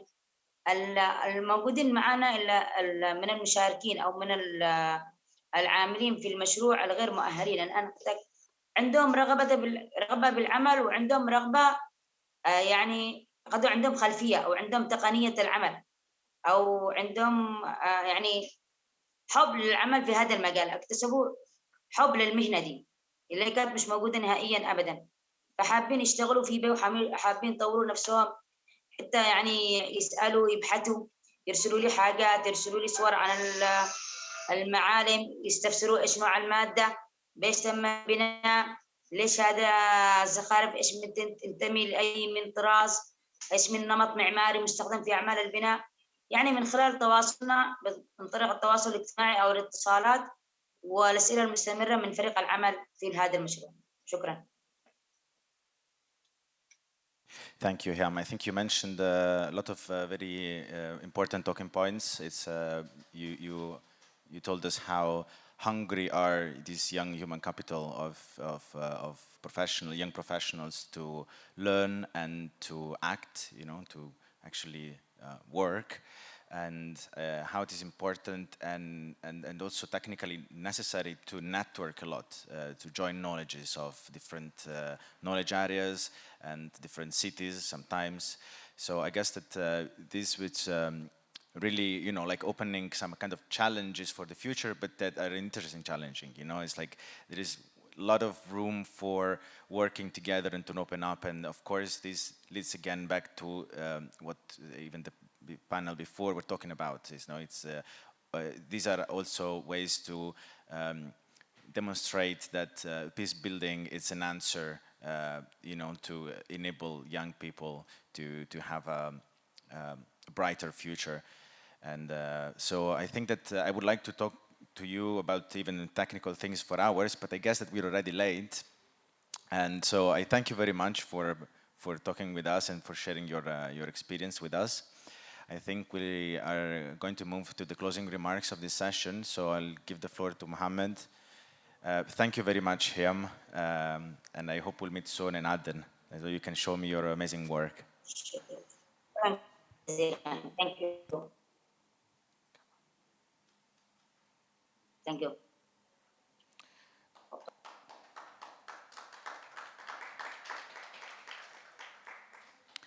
Thank you so much, Tommaso, and indeed, thank you, Hiam.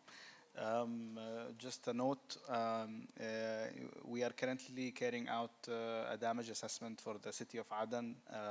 This is a first of a kind, and Hiam is an instrumental individual within this major task, and we're very happy that a young lady is having this leadership role. Unfortunately, our event has reached to an end. We have very much enjoyed your presence, whether online or in person. The information shared today by our speakers have been invaluable, and we appreciate all the contributions from everyone.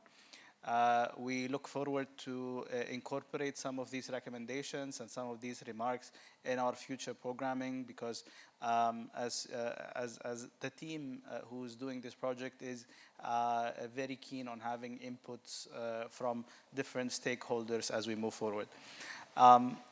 Before we close, we have a recorded remark by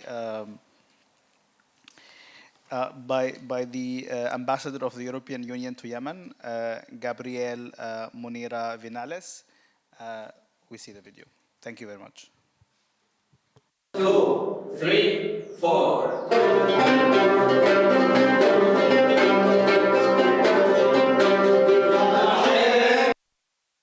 I don't think that he Thank sounds you, like that. UNESCO, for the organization of this successful event. I was in Yemen last week, had a very good visit to Aden with several EU heads of mission, meeting the Presidential Leadership Council and cabinet members. I am now in Amman with a busy schedule this week, meeting several visiting Yemeni interlocutors, so unfortunately I could not come to Brussels. I am always impressed by the resilience of Yemeni people. Despite the challenges, they managed to create new opportunities, and this attitude is key to be hopeful for a future of peace. We have seen the truce now being extended for another 2 months, and delegations from the parties meeting in Amman under UN Special Envoy auspices, which offers hope in what has been a very dark recent past. Yemeni culture is rich. From the wonderful heritage architecture, the old cities of Sana'a and Shibam are just an example, to the artistic and creative contemporary hubs and initiatives. The potential in Yemen in the cultural and heritage sector is impressive. The opportunities for youth in this field are numerous and should be further supported. Culture, as well as art, but also heritage preservation and restoration, can play an important role in creating job and livelihood opportunities and make an important contribution to economic development. I would also like to highlight how the cultural sector can support women empowerment. Artists, craftsmen or craftwomen, musicians, there can be plenty of opportunities in this field, as there are in many other sectors such as science and technology. Culture also represents a tool for dialogue and can pave the way to peace. The EU believes in culture as a tool for peace and development. This UNESCO initiative has been very successful, and we decided to continue our cooperation, doubling our funding of it from 10 to 20 million euro. I thank again UNESCO for the partnership we have established and hope that a cooperation in Yemen will bring tangible results for Yemeni people and a hope for a peaceful future. Yemen and the Yemenis more than deserve it. Thank you. Shukran jazilan.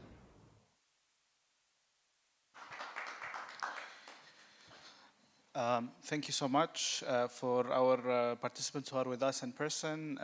We can move to a light lunch at the moment. Sorry for keeping you delayed with the technical issues we had. We would like to let you know that the exhibitions are on until 5 p.m. today, both the photo exhibitions and the virtual reality. So if anyone who's in Brussels or nearby, please drop by to discover the creative work of many talented Yemenis, but also embark on a journey through virtual reality to Yemen. Thank you so much again. Please write us. We have a hashtag which you can use, Work for Heritage. Also a hashtag Talk About Yemen. And you can learn more about the project or reach to any one of the teams at any time. Thank you so much, and have a good day.